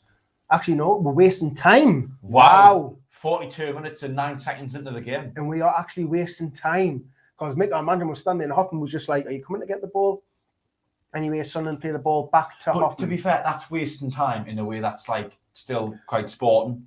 Like, it's not going to the corner. like Johnny's right. I'm actually all in favour of time wasting if it's for the benefit of your team. It's down to the officials to deal with it. But you know, you can't even put that down to like. Well, that's not time wasting, as in like taking ages to take a goal kick. Well, exactly. That's basically getting the ball. You're saying, let's get come the and ball. get it off us. Basically, aye. Anyway, Nothing wrong with that. Hoffman will go a lovely ball to Ross Stewart. Ross Stewart plays it over to Winchester, who plays it to Aidan O'Brien, who gives it back to Ross Stewart. Sunderland just keeping the ball very nicely here on the right side of the pitch. Winchester looking for a pass. He plays it inside to Aidan O'Brien. Aidan O'Brien, with a couple of nice little touches, plays it inside to Dan Neil. Dan Neil goes past Robertson now and plays it forward to Ross Stewart. Ross Stewart's got a couple of people on the left of him, and he plays it in the middle to Aidan O'Brien. Aidan O'Brien now just on the edge of the box, plays it over to McGeady on the left side. Second goes for the overlap. McGeady will cut inside, looking for the shot, has a shot, hits off the defender, and the ball's in the air, and Crewe will clear. But Luke O'Nien cuts it out very well, and Winchester retains the Showcasing ball. some excellent technical He ability. really is. Anyway, Ross Stewart just on the right side of the box with a little reverse step over your speciality. He's been watching me. He gives it to Winchester. Winchester comes infield, plays it back to Luke O'Nien. Did you notice that Ross Stewart managed to do that without pulling a tendon in his knee? Yeah. Sunderland are just keeping the ball very nicely here. Ross Stewart over 1-2 with Pritchard. He is blocked by Bennett, but the referee has not given a free kick, and Robertson will hit it off Ross Stewart. It's up in the air, and it's a throw-in to Crewe Alexandra. A commentary from Footy DS as a Crewe fan. How are they doing? I think he's pressed us really well. You put us under a lot of pressure. And to be honest, you're probably looking at the slightly better team until we got the first goal. But I think since we got that first goal, really, we've kind of took control of the game and just we've been able to relax a little bit and just show our actual ability on the ball. And if you haven't seen it, your defender Thomas has scored one of the best own goals I've ever seen. Well, it was terrible. Terribly good. Terrible Thomas. Terrible Thomas. Anyway, Mikel Manjord has been crunched by 3 Sunderland players, and he has won the free kick. He's asking how is it an own goal. So the cross came in from the left-hand side, and he went to go and clear the ball, probably out for a corner, really. A bit pressure from Aidan O'Brien, one of our forwards, just coming in from behind him, and he ends up firing it into the top corner. He sliced it into the top right-hand corner. Sliced it like he sliced a cake. Yeah. Just like that, and it was a great goal. Unfortunately, it wasn't really deserved at the time, but... No, I think it was probably... I mean, both teams had a couple of chances, but it was probably against the run of play I was still at that point. Yeah, and then since then we've really took over. Crewe have been void of answers and questions, to be fair, but you do have the ball with Terrible Thomas, who plays it inside to Robertson. Robertson now with a couple of little fancy little touches. He's got Pritchard in front of him. He plays it all the way back to Jaskalainen. Jaskalainen over to the right side where you'll find Offord now. It looks like they're playing 3 at the back now. Offord plays it forward to Long, who flicks it out to Ramsey, who looks for the return to Long, but he's only given it to Dan Neil on the halfway line. Dan Neil plays it to Doyle, who plays it all the way back to Hoffman. There's 1 minute of injury time now. We've had 30 seconds of that. And Callum Doyle will move the ball for you. He plays it inside to Luke O'Nien now. Luke O'Nien with a fabulous pass over to Tom Flanagan. Oh, that was technical. That wasn't technical. That was exquisite. It was, wasn't it? And Sunderland with Sirkin now. Sirkin under pressure by Ramsey. Some nice football here, and it's been cleared down the left-hand side, and it will probably be blown for full time in a second. DJ, the very helpful update. 50 seconds late, 1 minute at a time. So thank you for that, DJ. Crewe have the ball here with Callum McFadzean, who launches the ball to the middle, looking for the run of Mikel Manjord, who was fouled the Sunderland player, and it's a Sunderland free kick, and the referee should really blow for half time at the moment. Any second that would go. Peter Sanderson saying, Dino concerned to Tuesday night. You don't look as rough as you normally do. So that's a compliment for you. I think that's just because I've took the beard off. Yeah, I mean, not very well. If you had a bit of view of this area here, you'd be able to say it wasn't a very good You can't shave. get every hair, mate. Put it that way. Yes, you can. No, you can't. You've got no hair, so what are you talking about? All I've got to do is go. Anyway, it is half time here at Crewe, and it's Sunderland 2. But Crewe Alexandra nil, Sunderland 2. Yeah, did I say Crewe 2? You just said Sunderland 2 without saying Aye, 2. sorry. Own goal by Terrible Thomas. Look, his name is T. Thomas. Terrible Thomas. Yeah, well, because his first name is Terrell. That's why. Terrible Thomas with the own goal, and Ross Stewart with the headed goal on 32 minutes. And what did you think? Well, like I said, we've been discussing that as the game's been going on. I think the first 20 minutes-ish, Crewe were probably the slightly better. Well, I think the right at the beginning of the game, we looked slightly better. up to about the 5th minute. Then I think up until we got that goal, which was slightly against the run of play, I think they were just slightly the better team. They were putting a lot of pressure on us, but we were making a lot of mistakes at the back. A lot of passes that we would normally make quite well between our defence, keeper and midfield were going a bit wayward. And I think it's, I know, I'm yeah, I do apologise. And I think it's because they were just quite quick to get at us and they were in our faces quite well. We ended up getting that goal, probably slightly against the run of play. We'd had a couple of half chances up until that point.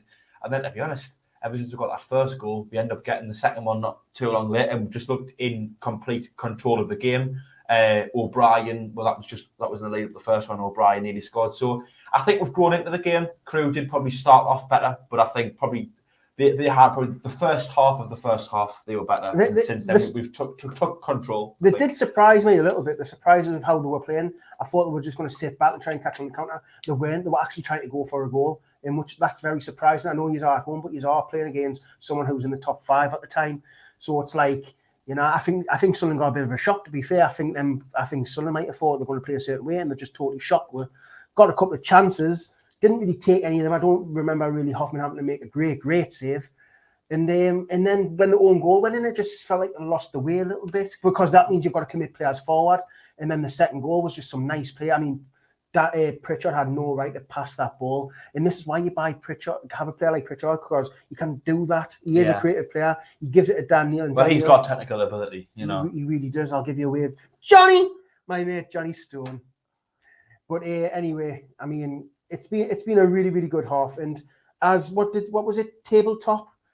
Arsenal and Todd and McFadden. I mean, I wouldn't say we're talking. No, not really. I wouldn't say that at all. I would say when we're going forward, we're not particularly hammering that right-hand side. We've been down there a few times, but equally we've been down our left-hand side a few times, and as much as we probably could do that. I mean, I don't think Aidan O'Brien's the man to try and terrorise McFadden. That's a job for like a McGeady, isn't it? Don't get it wrong. I think O'Brien's okay, but he's not a type of player who would he's not going to dribble past many players. He's got the ability to, but maybe here and there. But I think he's not quite got the pace and the drive to knock it and run, or the skill to use a little skill move and get past someone. I mean, McFadden, it's really hard to see down that side because the camera isn't placed in the best position, so you can't always see where McFadden is because it cuts out like a lot of that side of the pitch. You can only see when you start attacking or when they're attacking us, when it's there, like right in front of the technical area. You can't see anything. Yeah. Quickly back to the live chat. Canal de Rebecca, hello to you, tuning in from Brazil. I wish I knew what you were saying. But unfortunately, she's saying she's from Brazil. Probably actually. She probably doesn't know what I'm saying, to be honest. Tony Lee as well says good commentary performance sides. Keep it up. Yes, we'll hope Sunderland keep it as well. Michaelian Allen says Diakio will come on to do that. Yeah, he's probably more suited to coming on and taking it around the player. But would you even bring him on if the results stayed the same? I mean, I don't want to risk getting him injured. Yeah. I mean, I would even like to see Wayne on. I mean, I wouldn't mind seeing Pritchard going on that side because I feel like Pritchard could. Pritchard is someone who can dribble with the ball, and he is. I know he might not be a right-sided player, but he's getting in them positions on the left and right. I mean, he had a good shot there. I mean, I wouldn't mind seeing him going on the right and putting Wern in the middle. I would like to see Wern because I think this is a kind of game. If we get another goal, this is where you can kind of like make a couple of the substitutions you wouldn't normally make if it was a tight game. Yeah, well, exactly. Let's say we get another one and we're seeing it out and they don't really look as if they're going to come back to threaten us. You've got Harris on there. He made his league debut on Saturday. A few minutes to him might be valuable. He missed out on the 23s game yesterday, which he would have normally played in. Yeah. Stephen Wayne, of course, who's made a few appearances in the cup. I don't think he's played in the league yet.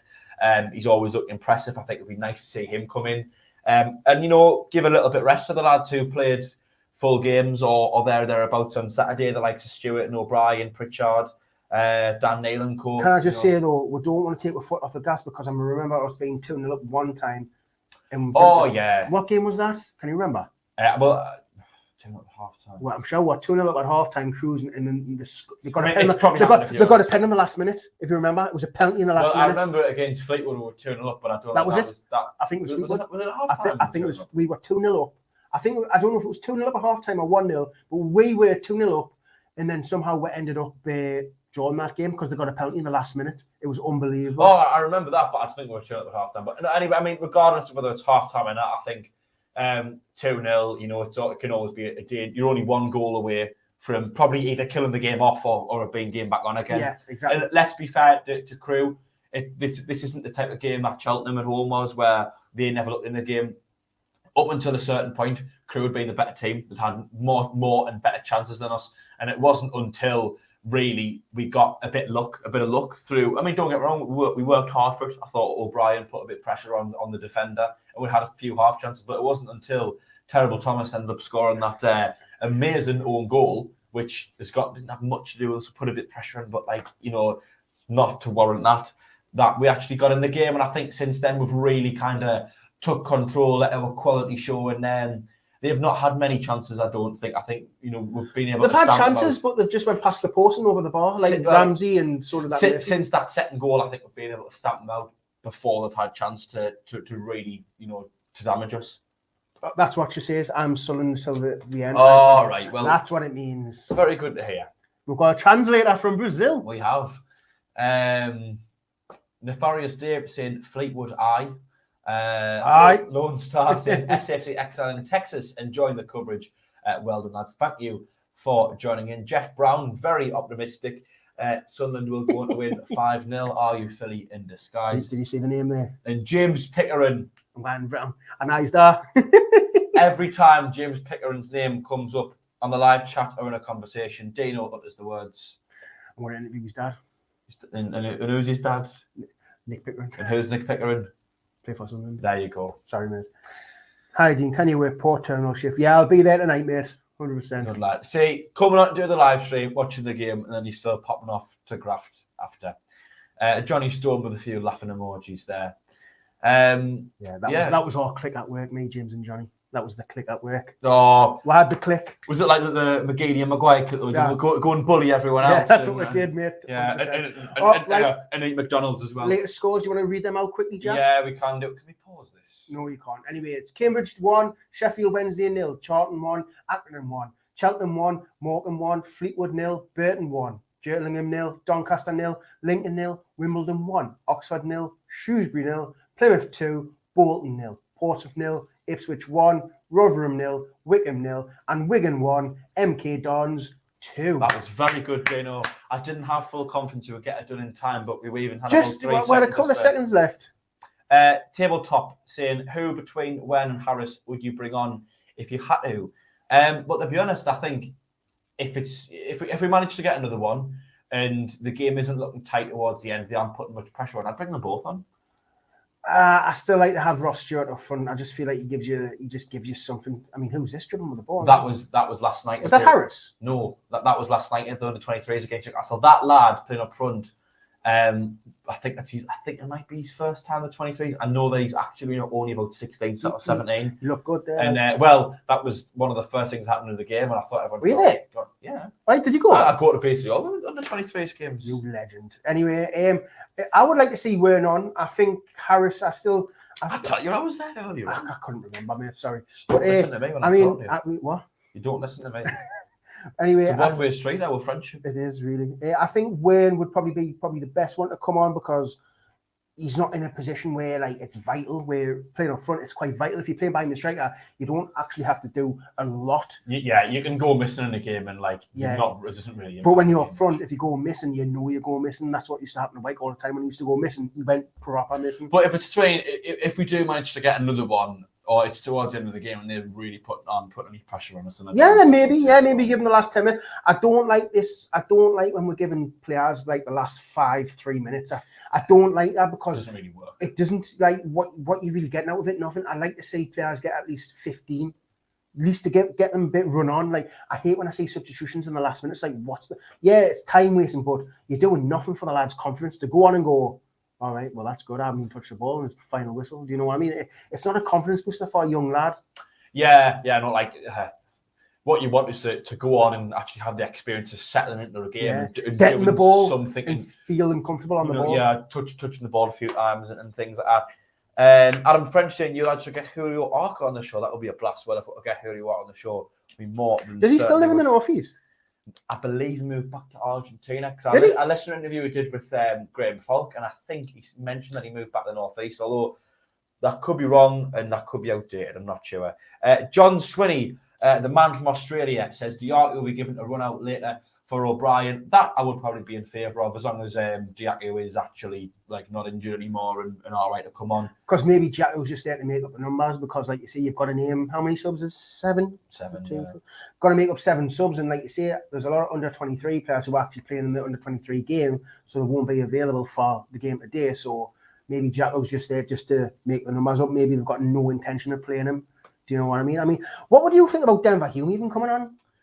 Yeah, I mean, I think if the game allows for it, and I think I would only do it if we're comfortable, because he's obviously not sharp. He's played, what, three or four under 23s games, and I don't think, has he played in the full 90 minutes yet? I think he might have done last week against Man United 21s.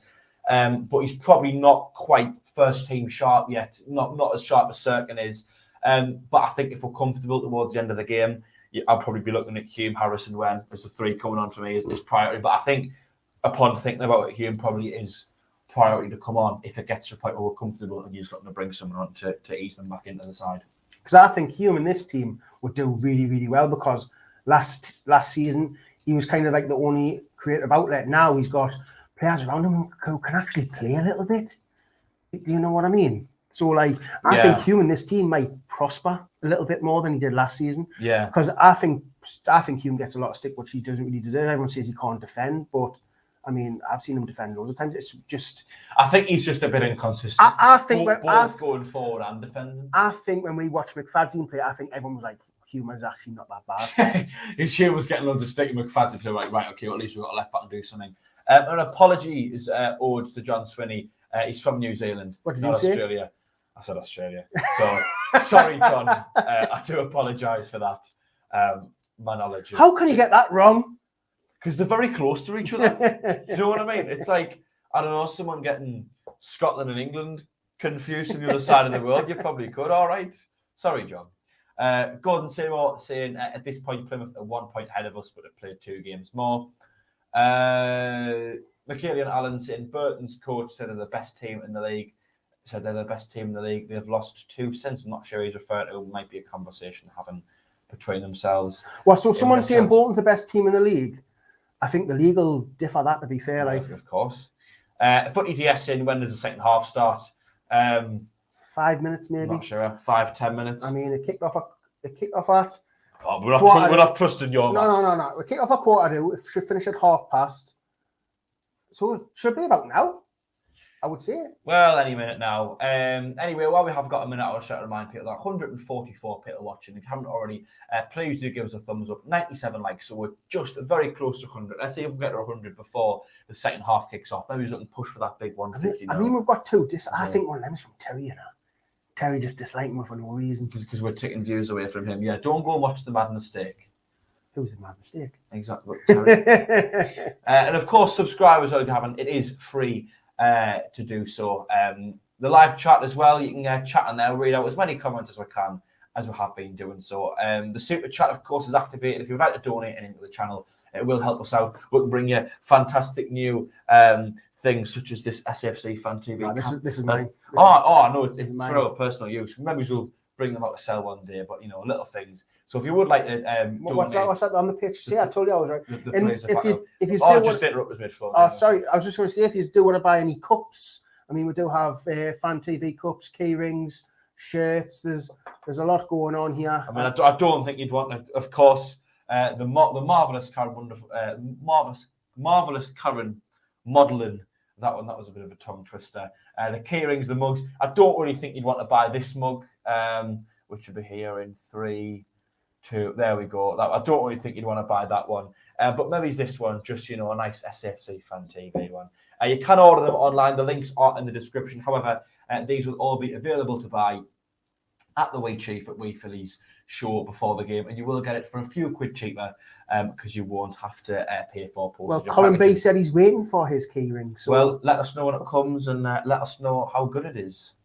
I mean, I've got my KEYRING. I like my KEYRING. Oh, it's lovely. The best present I've ever received in my life. It really is. Anyway, the teams are back out. I did say it was around about this time, and he says maths is all off. So I want an apology, Jack. I think that was a bit bang out of order. What you said. I'm not apologising about your poor math skills when you said that 2 out of 3 was 75%. And you said Australia is where New Zealand is. Right, fair enough, Dino. We aren't all perfect human beings, right? You know, it's been a long day. Anyway, I think it's your turn to commentate, mate.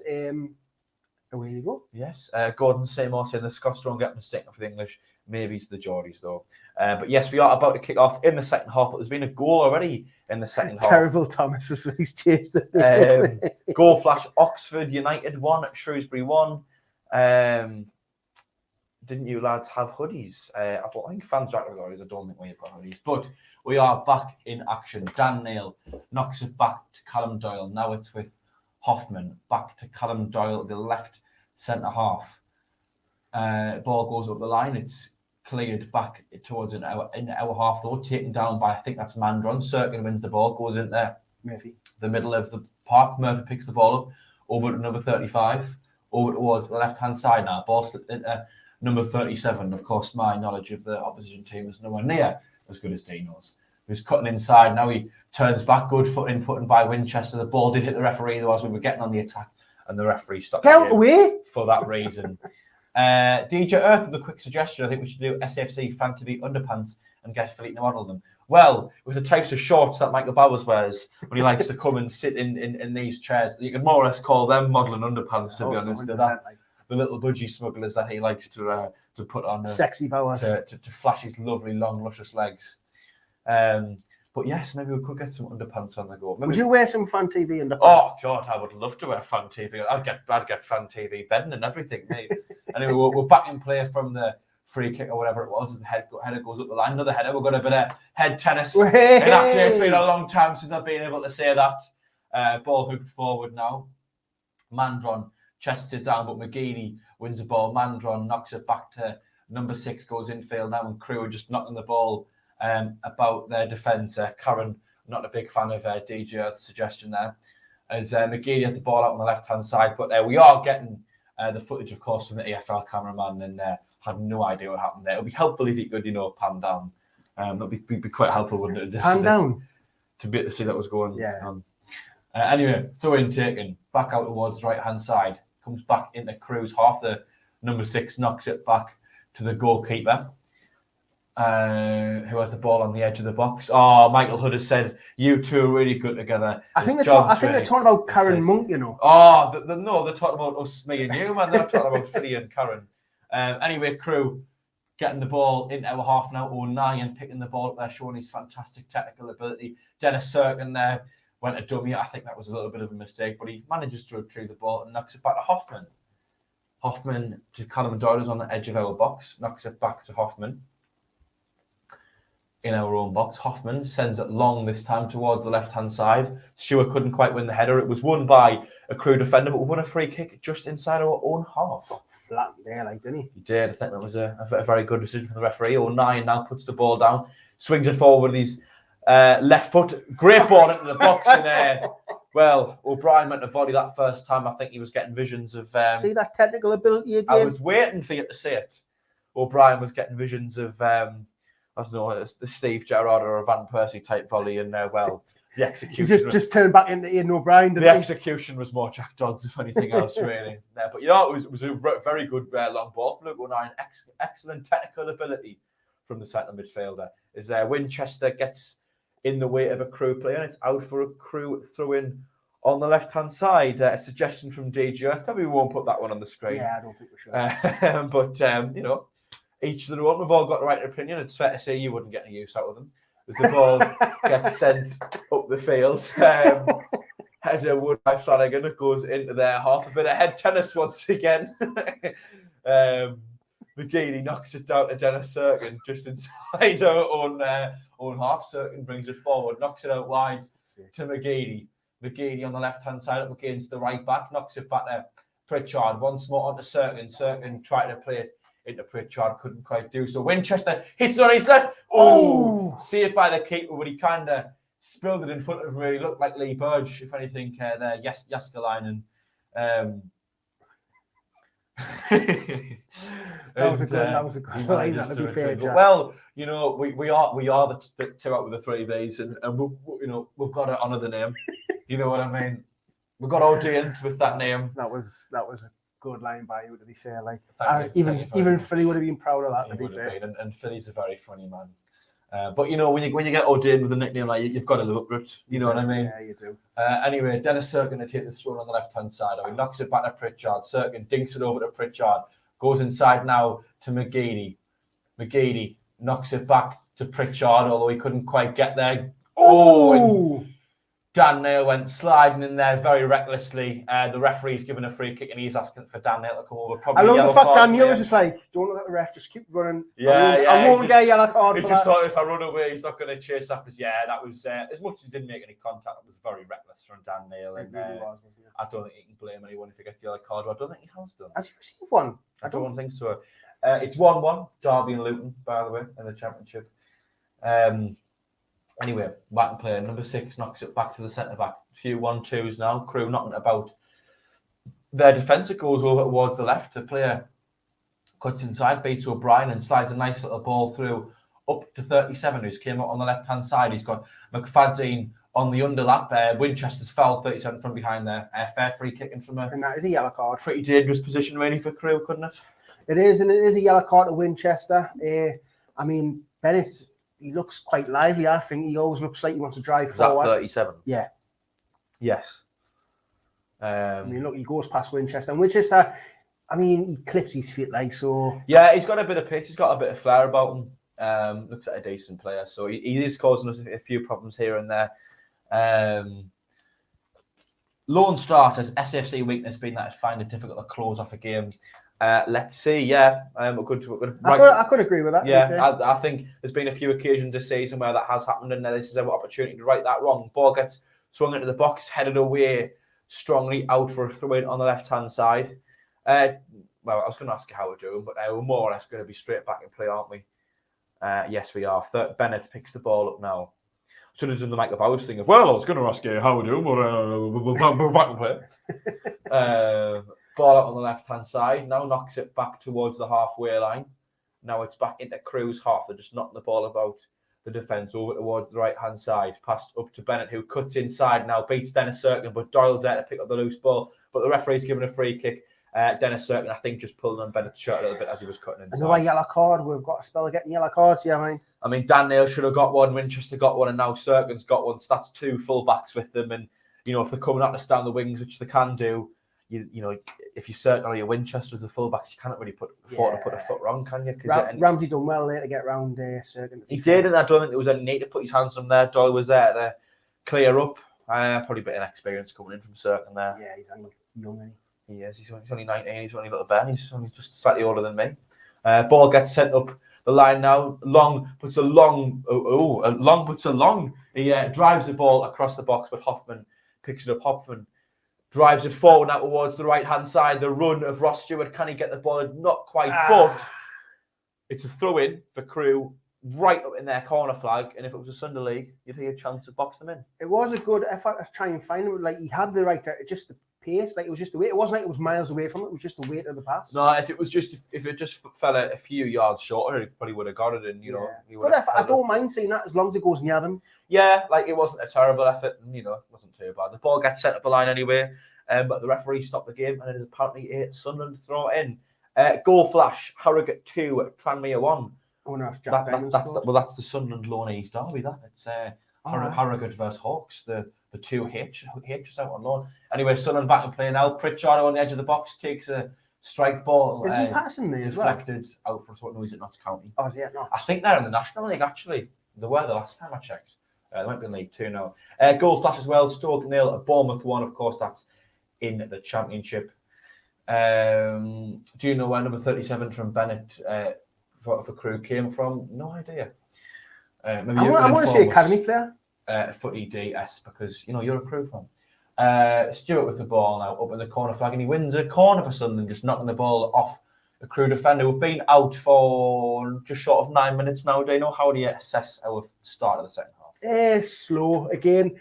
Thing is, also expect. I mean, Crewe came out quite quick again, trying to attack, winning free kicks in dangerous areas, but they haven't really done much with it.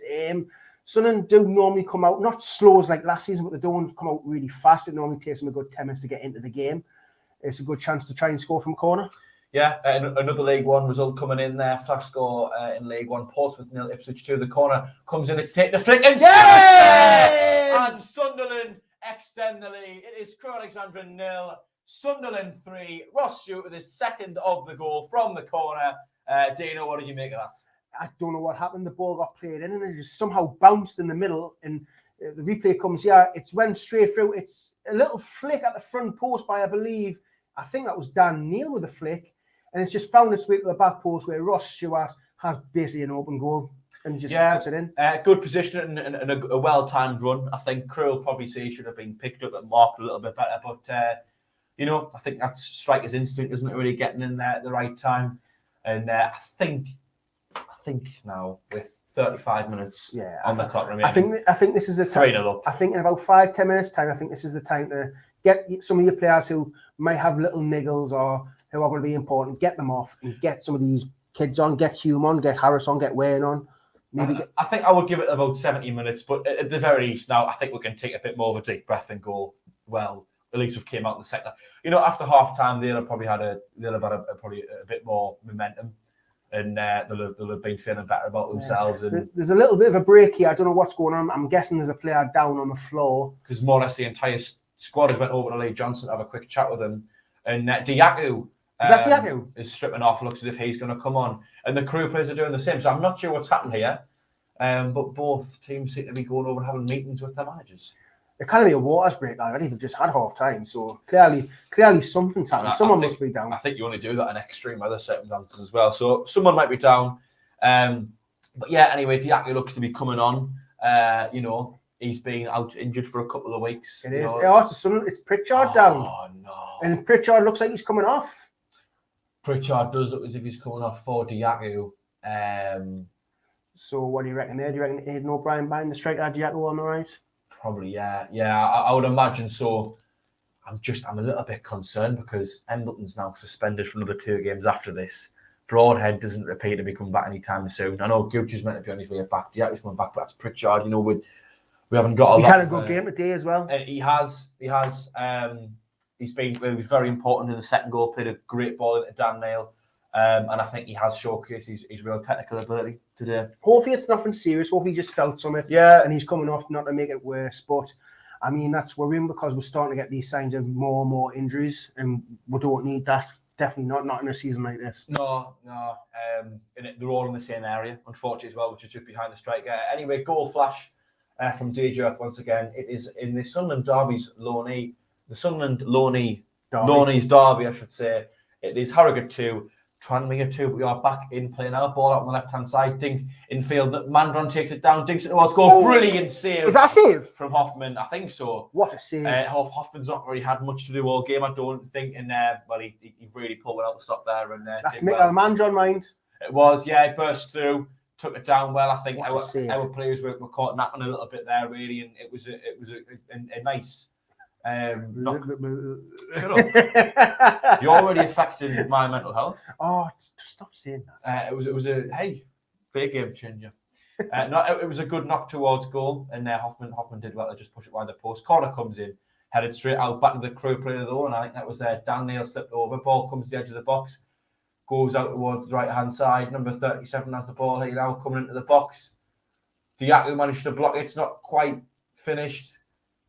Ball comes into the box now, goes towards the back post, but the ball goes over the bar, and there is, nothing came of that, did it? I know, but I must admit, like Hoffman, I mean, when he's called upon, he is called upon, and he's made some great saves. I mean, he made the clinical one on Saturday when he tipped out of the ball. Amazing header. And that was a great save. The angle was against Mandron, but he was going to pick out the top right corner. And talking about substitutions, it looks like Bennett, 37, is coming off.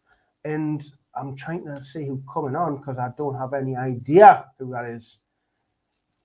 I mean, what number did that say? I couldn't see. I've got no idea. Oh, they're making a double substitution. Whoa, double trouble. Anyway, Tony Lee is after comment asking if I'll be out trick-or-treating on Halloween.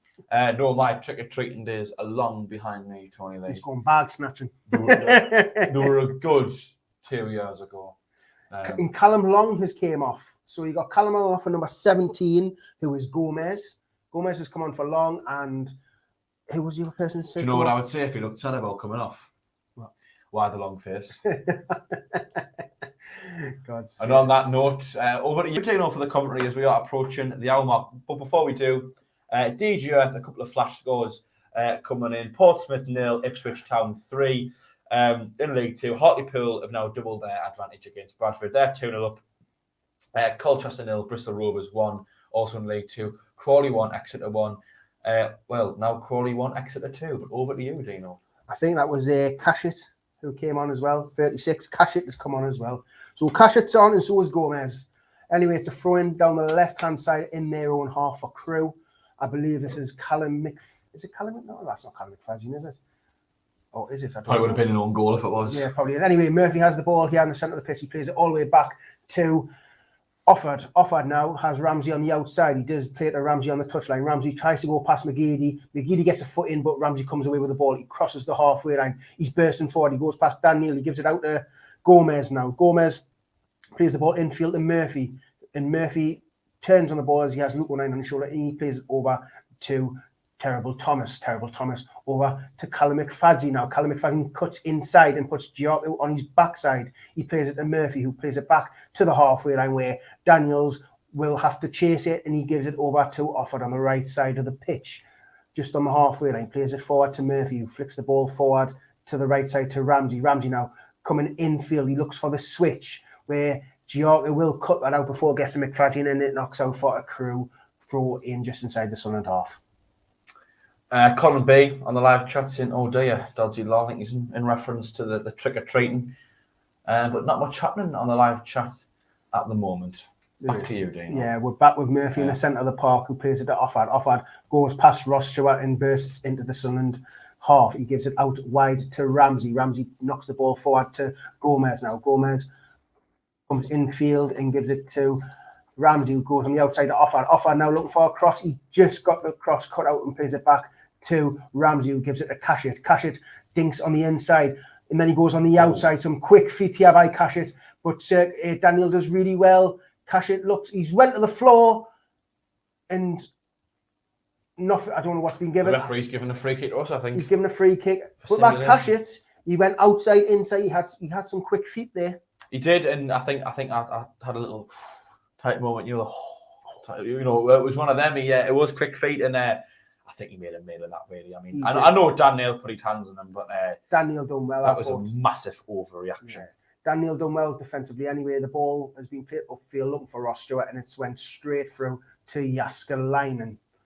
Anyway, it's with Terrible Thomas. He plays it forward to Murphy, gives it back to Thomas. Thomas moves forward and gives it out to McFadden. McFadden plays the ball down the line where it's cut out by Winchester, but he gives it straight to Cashett. Cashett now bursting down the left side. He's got Luke 9 on his shoulder. Cashett now just at the corner flag. He's got two men on him. He's keeping the ball very good. He hits it off Luke 9 and wins a corner for Crewe.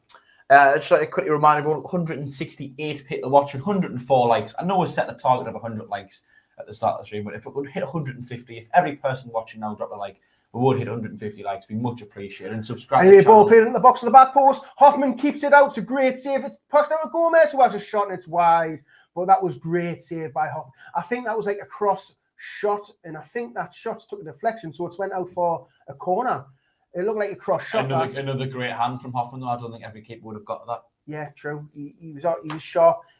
He's doing well to try and keep his clean sheet here. Anyway, it's a corner on the right side. That's something you feel to do in yours. It really is, mate. Anyway, it looks like a corner on the right side where Gomez will take, but there might be a substitution or there's a player down because the referee... oh, no, he's took it short to Cashett. He's got Gomez on the outside of him. Cashett to the edge of the box where he finds Murphy. Murphy tries to play it the first time ball to Gomez. Gomez, first touch let him down, and he's knocked it out for a goal kick to Sunderland. Just before that moment happened in the game, I was just reminding everyone, if you could get us 150 likes, that'd be much appreciated. 171 people now watching, so if everyone hit the thumbs up, we would certainly get 150 likes. And it is free, of course, to both like and subscribe. And you can also join the channel as a member for as little as $1.99 a month. Works out as less than 50 pence a week. So if you'd like to do that, the offer is there for you to do so. Yeah, something's going on because everyone's just stopped. Is there enough substitution? There is. It looks like a Sunderland substitution. And Denver Hume, it looks like. Is that Denver Hume? It is. He's had a fresh trim though. He has. I Denver, could do one of them. Denver Hume has come on, so I believe that's Dennis Serkin who's went off because he is on a yellow card.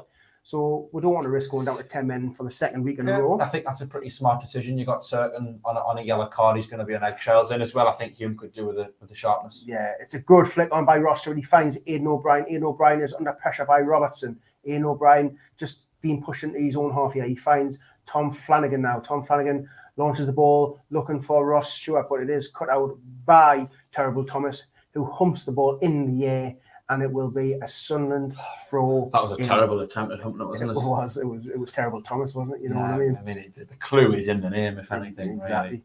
Settle for the win, lad. I think I'd settle for this. Yeah, I wouldn't go over committing at this point. Now, we've just brought Hume on, who probably isn't at his sharpest. We've got Winchester on a yellow card. You know, we've got players who've been playing a lot of minutes this season. Just take this thing out of the game. I think if you kind of really slow it down, you don't need. There's no pressure to go in and knock a fourth and a fifth one in. I think really. Yeah, keep a clean sheet as well. Yeah, and good for confidence. Exactly, keep a clean sheet. Anyway, it's a little bit scrappy in the middle. Daniel will get there. Daniel does really well. It's Ross Stewart. Ross Stewart tries to play it to Aidan McGeady on the left side of the box, but it is cut out by the defence. I mean, Ross Stewart done really well there. He done a little bridge spin of skill round the player, but he couldn't find McGeady with his final pass. Bridge. The bridge, that's the bridge move. That's the bridge where you knock the ball down one side and you run round the other. That's the never bridge. heard of that in my life. FIFA 21, sorry. Anyway, Denver Hume puts in a great first tackle against Ramsey, and he's put it out for a Crewe throw in. 66 minutes gone here. Anything on the chat there, mate? Yes, Colin B saying Terrible Thomas is humping the ball. Michael McKinney on Allen's in. Haven't heard you mention Jack once. Yeah, I don't think he's touched the ball yet. So yeah, he hasn't really, to be fair. He blocked one shot near the box, if my memory serves us correctly. Anyway, Terrible Thomas is on the ball. He gives it back to Robertson. Robertson to Daniels just on the halfway line. Daniels passes it over to Offord. He's under pressure by McGeady. He looks for the forward pass, looking for the run of Gomez, but Hoffman will claim very easily. 66 and a half minutes gone here. And it's quite comfortable. I mean, we don't, there's no pressure on us anymore, is there really? Yeah, I think that's the correct way to go about it. Maybe chuck a few more of the lads who could do with some minutes on, and just like I say, take this thing up the game. There's no need to go forward. If we get a chance, and then go for it, but there's no need to be overcommitting bodies forward and exhausting ourselves trying to get the fourth and the fifth. Just keep a clean sheet at all costs. Keep the ball when you can, tire them out a little bit, and then see if you can pass the minutes around. I think as well. I mean, Sunderland not keeping the ball very well here. I mean, Jack was just trying to flick just pass. As you say that, we'll lose it. So yeah, Jack will try to flick pass towards Ross Stewart, but Ross Stewart wasn't making the run, so it just went straight through to the defence. And it's with Jaskalainen plays it out to the left side of the box where he finds Offord. Offord looks for the forward pass. Gomez brings it down on his chest, gets it past McGeady and plays it to Murphy. Murphy flicks the ball forward to I don't even know how that to Mandron. Mandron inside to Gomez, but it's a good tackle by Daniel, and Doyle will retrieve the ball. He gives it out to McGeady. McGeady looks to play the ball through the legs of the Crewe player, and Aidan O'Brien does very well to keep it in. Aidan O'Brien flicks the ball down for Daniel, who finds himself on the left side of the box. He tries to go down the line, but it's a good tackle by the defender, who gives it to Offord on the edge of the box. Offord plays the ball forward to Gomez, who knocks it back to Daniels, who switches the ball over to Callum McFadzean, but he leaves it for Kasher to claim. Kasher just on the halfway line, looking for a forward pass. He plays the ball back to Thomas, who gives it to Daniels. Daniels over to Offord. Offord will play the forward pass to Gomez, who finds Ramsey on the outside. Ramsey plays it back to Offord, who plays it into the centre circle to Daniels, who plays the ball forward to Robertson over to McFadzean with a lot of space now. Who plays it back to Robertson, who looks for the 1-2 with Kasher, but Kasher doesn't use it, and Kasher is bundled over by Daniel. Silly free kick for Daniel in a way, and it's a free kick to Crewe. The referee has given 2 yellow cards out very recently to our team. Dan Neil has probably got quite close to getting one only a few minutes ago, and I think he's quite lucky there to have not received one, and he's not received one yet anyway.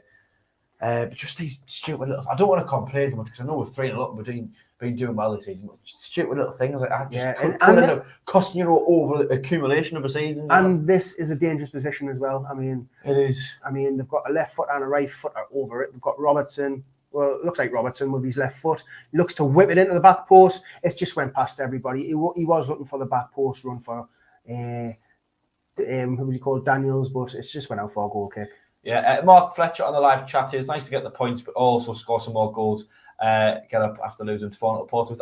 I understand the point. I just think, personally, I think, you know, the overall kind of fitness of the squad and making sure we get a clean sheet is to me more important than the prospect I think exhausting ourselves for a fourth goal. People look too much into the Portsmouth game. Yeah, it was a horrible game.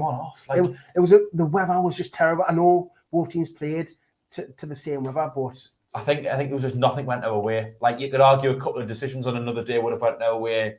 The weather suited them a lot more than us and was just unplayable. But it was unplayable in the second half when the game was already done and finished anyway. A few other things, you know, it was never going to go away. It should have got called off. It's as simple as that. I think if it had been 0-0 or 1-0 in that second half, the ref would have just called it off, because you couldn't really play football. But, you know, you've got to consider it in the ref's position, as much as maybe it wasn't the right decision to call it off. It being 3-0 is a massive factor in but how come your team get into the game when you can't play football on it? I know, and I agree. So it is that, but it is one of them. But it was one of them where, you know, on another day, but it didn't go away. Yeah, by the way, nothing's really happened in the game. It's just been played down the left side, and Sunderland have won a free kick as Ross Stewart's team have been fouled. That's why we're just waffling on. Yeah, exactly. But again, I think people just need to stop looking into the Portsmouth game. It's over. We've picked up points since then. I mean, even the Burton game. I mean, no one looks at the Burton game. The game we lost because we're still doing really, really well. And slip-ups will always happen. You know, sometimes you have games where you're just not good enough. Exactly. Like, you know. And to be fair, this is probably the best season we've had since we've been in this league anyway. So Sunderland have given the ball away to Gomez on the right side of the box. Gomez will try to play out from the back. Gomez has a shot. It's hit off, I believe, a Crewe player, or did it hit off Doyle? I think it's hit off Doyle, and it's been given as a corner to Crewe. Sloppy again. Sunderland being sloppy. Like, look at how open we are at the back when you're 3-0 with 20 minutes left. Why are you like having so few players? But it almost seemed as if we were trying to work the ball up the pitch to score a fourth. You know, like I just think we're overcommitting there for no reason. By the way, there's been a major substitution here. Terrible Thomas has come off. Bye, Terrible Thomas. If I didn't have stupid shorts on that are really short because my trackies are still in the wash, I would have stood up. But, you know, I know there's kids watching, so I didn't really want to flash don't know who's actually come on. I will try and figure that out. Anyway, the ball's whipped into the middle, cleared by Sunderland, only as far as a player. But we're on the counter now. Giorgio is bursting forward. He's got two players on the right. What's Giorgio going to do? He's in the box now. Has a shot. Giorgio, I thought he messed it up there. His touch took him really close to the keeper, and he's found the near post, bottom left-hand corner. I mean, we got lucky here because there was a bit of a communication error between the two Crewe players, and Giorgio burst down the left side. He's just there, left of centre. He's touched. I thought he was going to get tackled by McFadzean, and he finds the near post. What a goal. 4-0 Sunderland. Happy days. Yeah, I mean, good to break from the corner. Like you say, Crewe didn't really seem to know what they were doing when the ball came out of the box.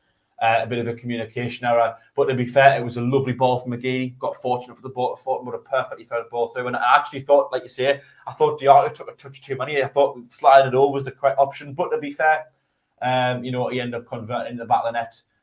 You could probably argue the keeper should have been doing better, but we're not. We're going to accept it. I know. We're going to accept it. As simple as that. Great goal. Joe, who comes on, gets a goal. I mean, I think this is a good time. Get Wayne on. Yeah, I think get Wayne on. Probably get Harris on as well now. I don't think we've made two. Oh, sorry. Unless we get head injury. Oh, we are making a substitution. So who's coming on? I looks like Negady coming off, so probably Wayne coming on, I would imagine. I don't know. That looks like Harris. Well, or is that Bailey Wright? We will find Bailey out Wright. any moment. Is that Bailey? I think that's Bailey Wright. It's Bailey Wright, isn't it? We're bringing on a defender. Bailey Wright is coming on for Aidan McGeady, so that's all three subs taken. I'm a bit disappointed to see Bailey. I don't feel like we need a defender on the pitch. Yeah, I mean, you're not really going to throw the game away now at this point, are you? Not really. I would like to see Wayne come on, but unfortunately, he hasn't come on. But such is life. It is, anyway. Crewe will kick the ball off, and it's here with, I think this is the player who came on. I think that's who's that, number 22? Number 22. So Billy Sass Davies came on. Sass Davies has come on for Terrible Thomas. So Sass Davies. Anyway, the ball is with Jääskeläinen. Jääskeläinen will boot the ball down the left-hand side where Robertson will try and win the header, but Sunderland have the ball with Luke O'Nien. Luke O'Nien is fouled terribly there. Murphy goes right in the back of him, and he will receive a yellow card. And I think that is the first yellow card for a Crewe player. I do believe. Probably. I'm just cutting an instant holiday in for this game now. Why did you want to go down? Yeah, I wish I'd gone down now. I'll tell you that for now. How many have we took down? I don't know. The stand behind the goal does look fairly full. Hard to say. I would imagine maybe about 1,000 or so. Just 1,000. We I would have don't took more than that, surely. I don't know. I mean, Tuesday night it is a fair distance. I know that. I think What's going on here? Is that their manager? it's the fourth official. Fourth official. Right, the referee's having a word with the fourth official here.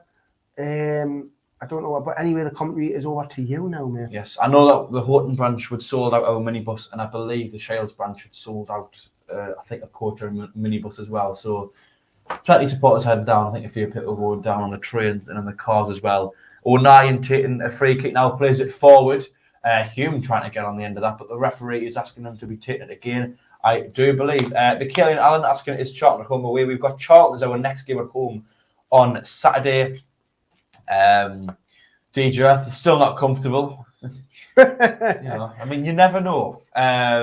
Stevenson, great goal from Diaku. Yeah, great pace. I think he was taking to get away from him. Is Luke O'Nien with his great technical. Give the ball away. Oh, terrible technical ability there. Giving the ball away is Crewe break, and now it's Mandron in the box, knocks it back to number 35, who went to dink it towards goal, but it went over.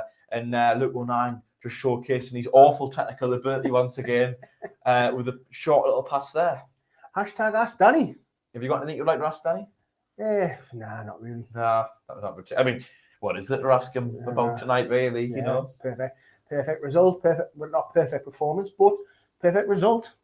Yeah, like I say, the first half wasn't exactly excellent. It was probably about a 15-20 minute period when we were the second best team, and maybe we got a little bit fortunate to get that first goal. But I think you can't really argue against that since that happened. We've been in control of the game, and we've kept extending our lead. So there you go. Philly's just put a message on there saying on Thursday Night Live, Tyler Rawlinson, the Charlton Athletic fan, will be joining us. So a little plug there for Thursday Night Live. That starts at 7 p.m. if you'd like to join us. Anyway, there's not much happening in the game at the minute. It's a throw in to Crewe Alexander on the left-hand side, which Callum McFadden will take. Paul Pompey are 4-0 down, apparently. Miles Morley says, I said 3-0 to Yaku and Stuart, two lads at shame about the own goal. Well, maybe for you, Miles. I said 2-0. I said 1-0. And Philly said 4, to be fair, so Captain Optimism, he gets one result or so right every season, doesn't he? Yeah, he does. These things happen every now and again. O'Nien winning the ball back there, showcasing his excellent technical ability. O'Brien with the ball on the left-hand side goes infield to Callum Doyle. Left-footed ball up ahead to Diaku, knocks it back to Doyle, swings over towards the right-hand side. Tom Flanagan bursting forward there. And he is fouled. The referee gives a free kick about halfway between the halfway line and the goal. Just a touch over towards the right-hand side. Maybe an opportunity to dink the ball in the box from here. How's that not a yellow card, by the way? That was late. No comment. Come on, ref. No. that was a bad challenge, to be fair. Flanagan was already past him. Oh, technical ability on Luke O'Nien's already a brilliant 2-yard pass there to Diaku as we are back and play. Dan Neil, lovely threaded ball through to Winchester. Winchester across the face of goal, headed away, and it's out for a Sunderland corner. But we took that well there. We got moving. We're still going for goals, right? We're still going. We are, to be fair. I mean, I think what I meant was just to not overcommit. And I think an example like that where you got 2 or 3 players in the box and you got Winchester as well is fair enough. We're going for it, but we aren't, flinging ourselves forward and leaving ourselves open at the back, which I think is the correct way to go about it, really, isn't it? Corner taken shortly. O'Nien knocks it back to Diaku now, who tried to beat his man. The Crewe player did stand him up. Do you think that was a foul there, Yeah, Dino? he blocked him. Well, whether Dino thinks it's a foul or not, it is a goal kick to Crewe, taken shortly. DJ Earth with another goal flash. I haven't been reading many of these out, but it's Charlton 2, Accrington 3. If you want to go back and read them, they're all in the live chat now. Driving forward now is number 36 for Crewe. Try to feed the ball in behind Denver Hume for number 2. That was Ramsey to pick up, but Hume did get it clear. Through it to be taken now on the right-hand side. Ramsey with the ball in his hands. Goes short to number 16. The ball comes back to Ramsey, who tried to pick up the line, but ball is kept in. Dan Neil with it now, finds Aidan O'Brien. The ball rolls over his foot and comes up our left-hand side. Crewe have the ball back now in the centre circle. Number 35 with the ball. Back to number 6 for Crewe. Crewe trying to work the ball through midfield, but I think that's Flanagan really getting in one of their faces. Number 22 has the ball now for Crewe out on the right-hand side. About the halfway line, plays it forward. Mandron goes straight back to their number 22. Not a lot happening now. We're not really putting much pressure on them, but I mean, do you blame our players for not doing that really? Don't need to. Just don't exhaust yourself. Just put pressure if you need to, but not in situations like that. They are coming forward now though. Ball goes into the box, but it's cleared by Denver, came out into the stand behind the goal for a Crewe Alexandra corner. That's been the result's been really good. Performance could, I know we scored 4 goals, but the performance could have been better. I mean, is that fair to say? Would you say? I think for that kind of 20-minute period in the first half, we were probably the second best team. But to be fair, it wasn't as if Crewe were bad. They were actually coming on to us quite well. And maybe we did get a little bit fortunate with them, literally giving us an own goal. But, it's football. These things happen. And we'd have complained about games that have gone the other way at times. Corner comes in, it's headed away by Flanagan. I think this ball comes into the box, it's hit. Crewe play end up stopping that. And then Denver Hume comes with it, threads it now out wide to Dan Neil. Excellent footwork from Dan Neil, who's cutting inside. He's got Diaco in support. A couple of the Crewe players have slowed him down a little bit. He finds Denver Hume on the left-hand side, who tried to beat Ramsey, but he won the ball. A bit frustrating, wasn't that? It didn't quite fall for us, did it? Daniel done really well. He looked like the player. He was looking to pass Diaco in, but he was offside. Then he had to cut back, and by the time he'd done that, all the players were back in position, and Diaco's run just counted for nothing. Yeah, a bit unfortunate, but nothing, not to worry. Hume has it now. Throwing on the left-hand side. He's got O'Brien just ahead of him. Stewart's in amongst there as well. There, a little bit of a dodgy touch from Dan Neil. He loses the ball. Number 17 for Crewe picks it up, threads it into the centre circle, comes back to the Crewe central defender. Number 16 plays a straight back to him there. Number 21 has the ball now. The central centre-back over towards the right centre-back. I haven't learned the names. I'm not going to. Long ball goes I refuse. up the line. Number 36 now managed to get the ball. Callum Doyle takes him down. I think it was the linesman gives a free kick. Do you think that was a foul, Dino? You could do. I mean, Doyle is a lot stronger than him, and it's not really based on strength these days. If you outstrength someone, the free kick goes the other way. I think he did impede him a little bit there, but it's a Crewe free kick out on their right-hand side, not too far from the corner flag. Decent opportunity for them to whip the ball in here. It's played short though towards the edge of the box. Number 16 now takes a touch, hits a goal. It's blocked by Callum Doyle and out for a corner. They're still going for it, right? They're still trying to get a goal at least. Yeah, they are, and you've got to respect that. A lot of teams would have given up now and just started moping about. But to be fair to them, they're at least trying to get a consolation. Some positive. The ball comes in. Hoffman punches it away, and Hume picks the ball up. Now he finds Dan Neil. Could Sunderland get a counter attack going now? Neil's got Diaco ahead of him, who he finds on the left-hand side. Dan Neil was taken down there. I think the referee played an advantage. Diaco did dribble the ball out of play there. Good pressure from Ramsey. I think we got the free kick. But I think the referee has taken it back for a Sunderland free kick, which should be just around about the halfway line. Frank Andrews says, a brilliant double act tonight. Thank you, Frank. You're very kind, isn't he? Isn't he kind? He's very nice, Frank. He is, Frank. We love Frank. As the ball is taken quickly now over towards Diaco from that free kick. Diaco volleys it goalwards. But it was Wover wide. Wover? Wide and over. That's in your...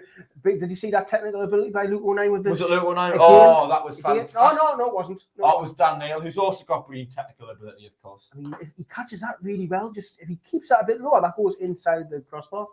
Yeah, it was a decent connection. It wasn't like O'Brien's attempt earlier on, which less said about that, the better. But Crewe on the ball once again. And to be fair to Crewe, I'll give them some praise here.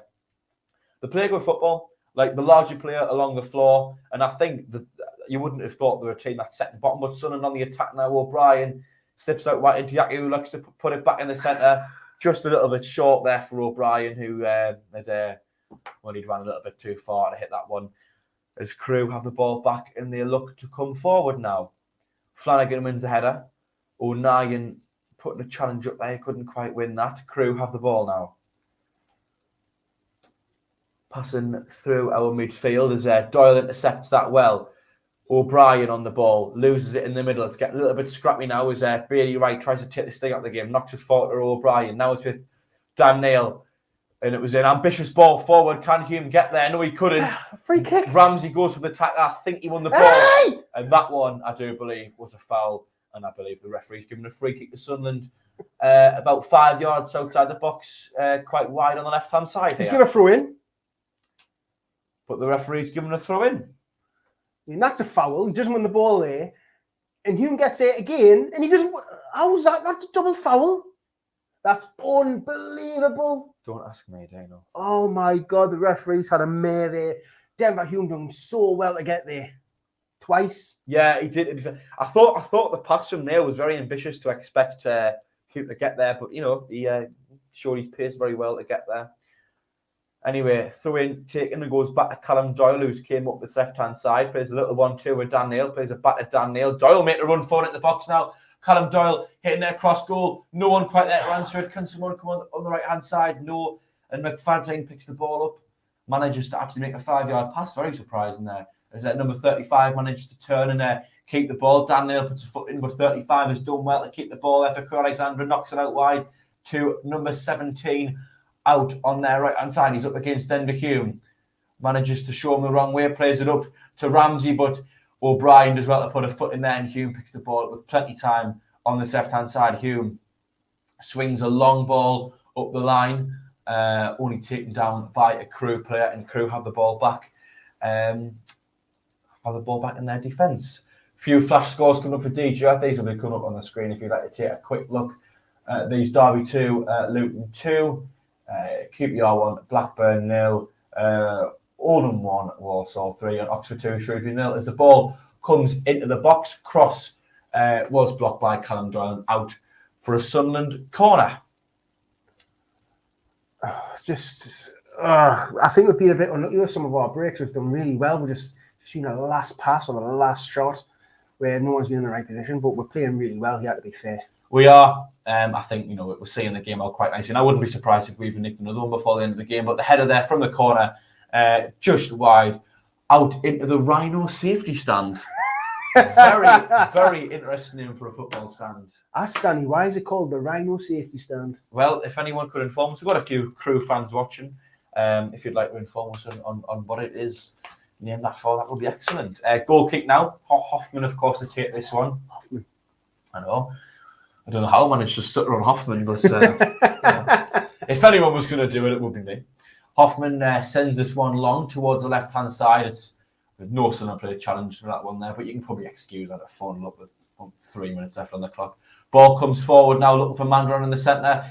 Not able to take it down. Bailey Wright winning the ball, but it was offside as well. So Sunderland with an indirect free kick to take here. Just very quickly, I'm going to say this one last time. 164 people watching, 124 likes. If you haven't already, please do give us a thumbs up. It's free to do so. See if we get 150 before the end of the stream. If everyone did it now, we would definitely do it. It's also free to subscribe, so if you haven't done that, please do that. Memberships, of course, $1.99 a month. That works out at less than 50 pence a week. So if you'd like to do that, it's very affordable. It will really help us out in investing in the channel. And of course, the super chat is activated for those who wish to donate any money. But of course, that is voluntary. The live chat is still there to chat anyway. And of course, don't forget, the link is in the description to visit the SAFC Fan TV store to pick up your keyrings, pick up your mugs. There's another mug on there. If you'd like to do that, all proceeds will help us out on the Run Another channel. Winchester picks the ball up now, quite forward on the right-hand side, knocks it into Diaku, who plays it back to Carl Winchester. Now it's with Dan Neil over to Callum Doyle in the centre circle, who spreads it out towards the left-hand side. Denver Hume's touch was a little bit heavy. I think Hume definitely fouled Ramsey. I picked the ball up, just grabbing him and ragging him about where he was. Just basically just done that, didn't he? No yellow card either. Surprising, maybe. Yeah, because he did rag him. Are you back and play there, mate? Yes. Chrissy Davison has said Ross Stewart or Dan Neil being good for man of the match. Well, the reviews will be back. The two V's and Philly, aka Monkey, will be doing a short review after the game, as we were doing last season, talking about what a wonderful evening it's been in the Midlands. I think Crewe is I don't even know. in that region. It might be West Country, I think. Anyway, we'll be doing a quick review after the game. So that's when we're talking about man of the match and stuff like that. And of course, don't forget to join us on Thursday Night Live, where you'll get the rest of the lads' thoughts on who they thought was man of the match and what they thought of the game. Jeff Hallcroft saying, smash the likes and subscribe for Phillies fledgings. Peter Sanderson says, did you go to the Jonathan Ross school, Jack? No, I didn't. Very funny from Peter Sanderson. I went to St. Aidan's, actually. Peter Sanderson, which should be a well-known school for anyone in the city of Sunderland. Is Crewe are knocking the ball about the back now. Callum McFadden comes inside now and finds their number 35 on the left-hand side. Ball tries to go into the box, but he is tackled and is out for a Crewe Alexandra corner. 89 minutes, 53 seconds on the clock. Crewe are putting a fair few numbers up in the box now. They want to try and get a goal at least, don't they? I mean, it looks more respectable. Yeah, the ball goes into the box. It's headed away, and Diaku a few times always went to try and swing it away from a corner and failed to do so. The shot was partially blocked by Diaku. Doyle put a foot on it. It just slowed the momentum of the shot, if anything, and Hoffman was able to smother the ball and prevent any danger. Speaking of danger, do you think there's enough stewards there at the Crewe? Look in the corner. There's a lot of fans there and not many stewards there to stop them, But they go on faith that the fans aren't going to try and run on the pitch, don't they, basically? Yeah. Anyway, just thought I'd mention it. Yeah, some nice football being played there. Yeah, given away, though, just as you mentioned it. So thanks for that, Dino. Crewe Alexander with the ball back now in their centre circle. That is a statistic there from Gordon Seymour saying 5,449 fans at the stadium at night, including 1.68k Sunderland fans. So you go more than the 1,000 I predicted. Crewe is near Manchester, Mackensall, and DHF with another flash score there at St. Championship. Bristol City 1, Forest 1. Does anyone actually know how many injury time there is? Because it hasn't come up yet. Yes, well, we are 91 minutes and 18 seconds on the clock. Hoffman due to take a goal kick here, and we haven't been updated on how many added minutes there are.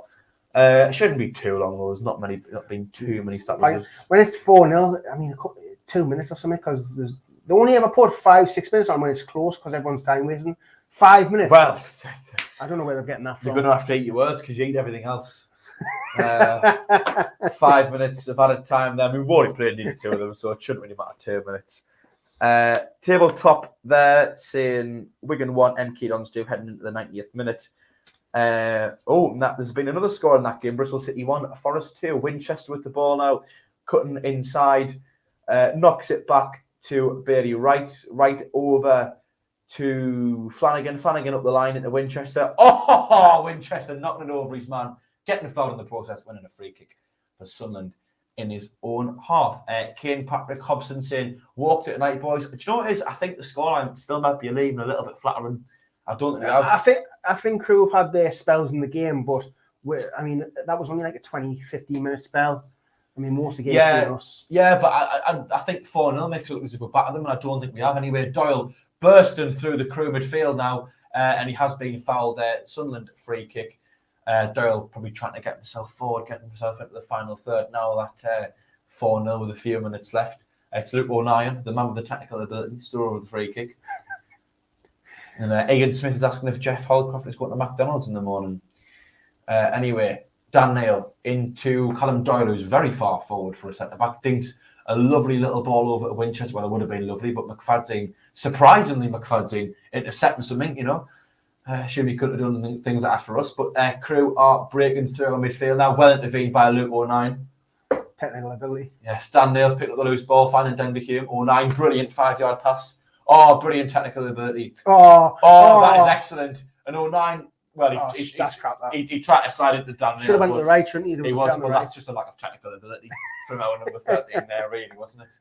As Callum McFadden has the ball now for Crewe on the left-hand side. 93 minutes and 38 seconds are now being played, so just over a minute still to go in this League One fixture on a Tuesday night.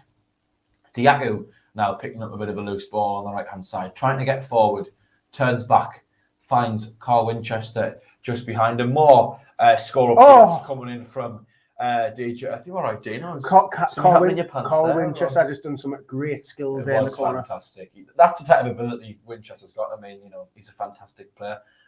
Oh, we've given the ball away now. The ball comes in the box now. It's number 12 in the box.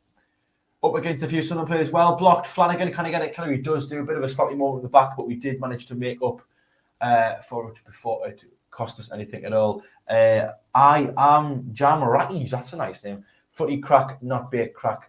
FFS. So he's not very happy at all. I wonder what that three-letter abbreviation means.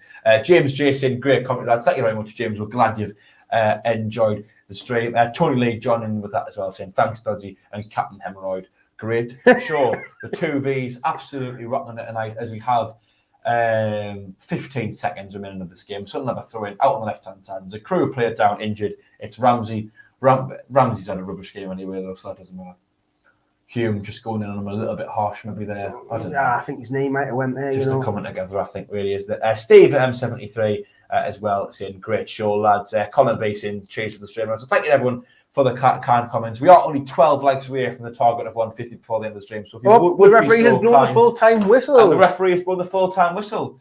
Well, thank you to everyone for joining us tonight. We are going to talk about the game in a bit more detail in just a few moments. We'll do a little review between me, Dino, and Wee Philly, who'll be coming upstairs and joining us in the studio at any given moment. If you have enjoyed the stream, please do drop us a quick like. We are very close to that target. Subscribing, as always, is free to do so. I've gave all the other plugs a few times, so I'm not going to mention them tonight.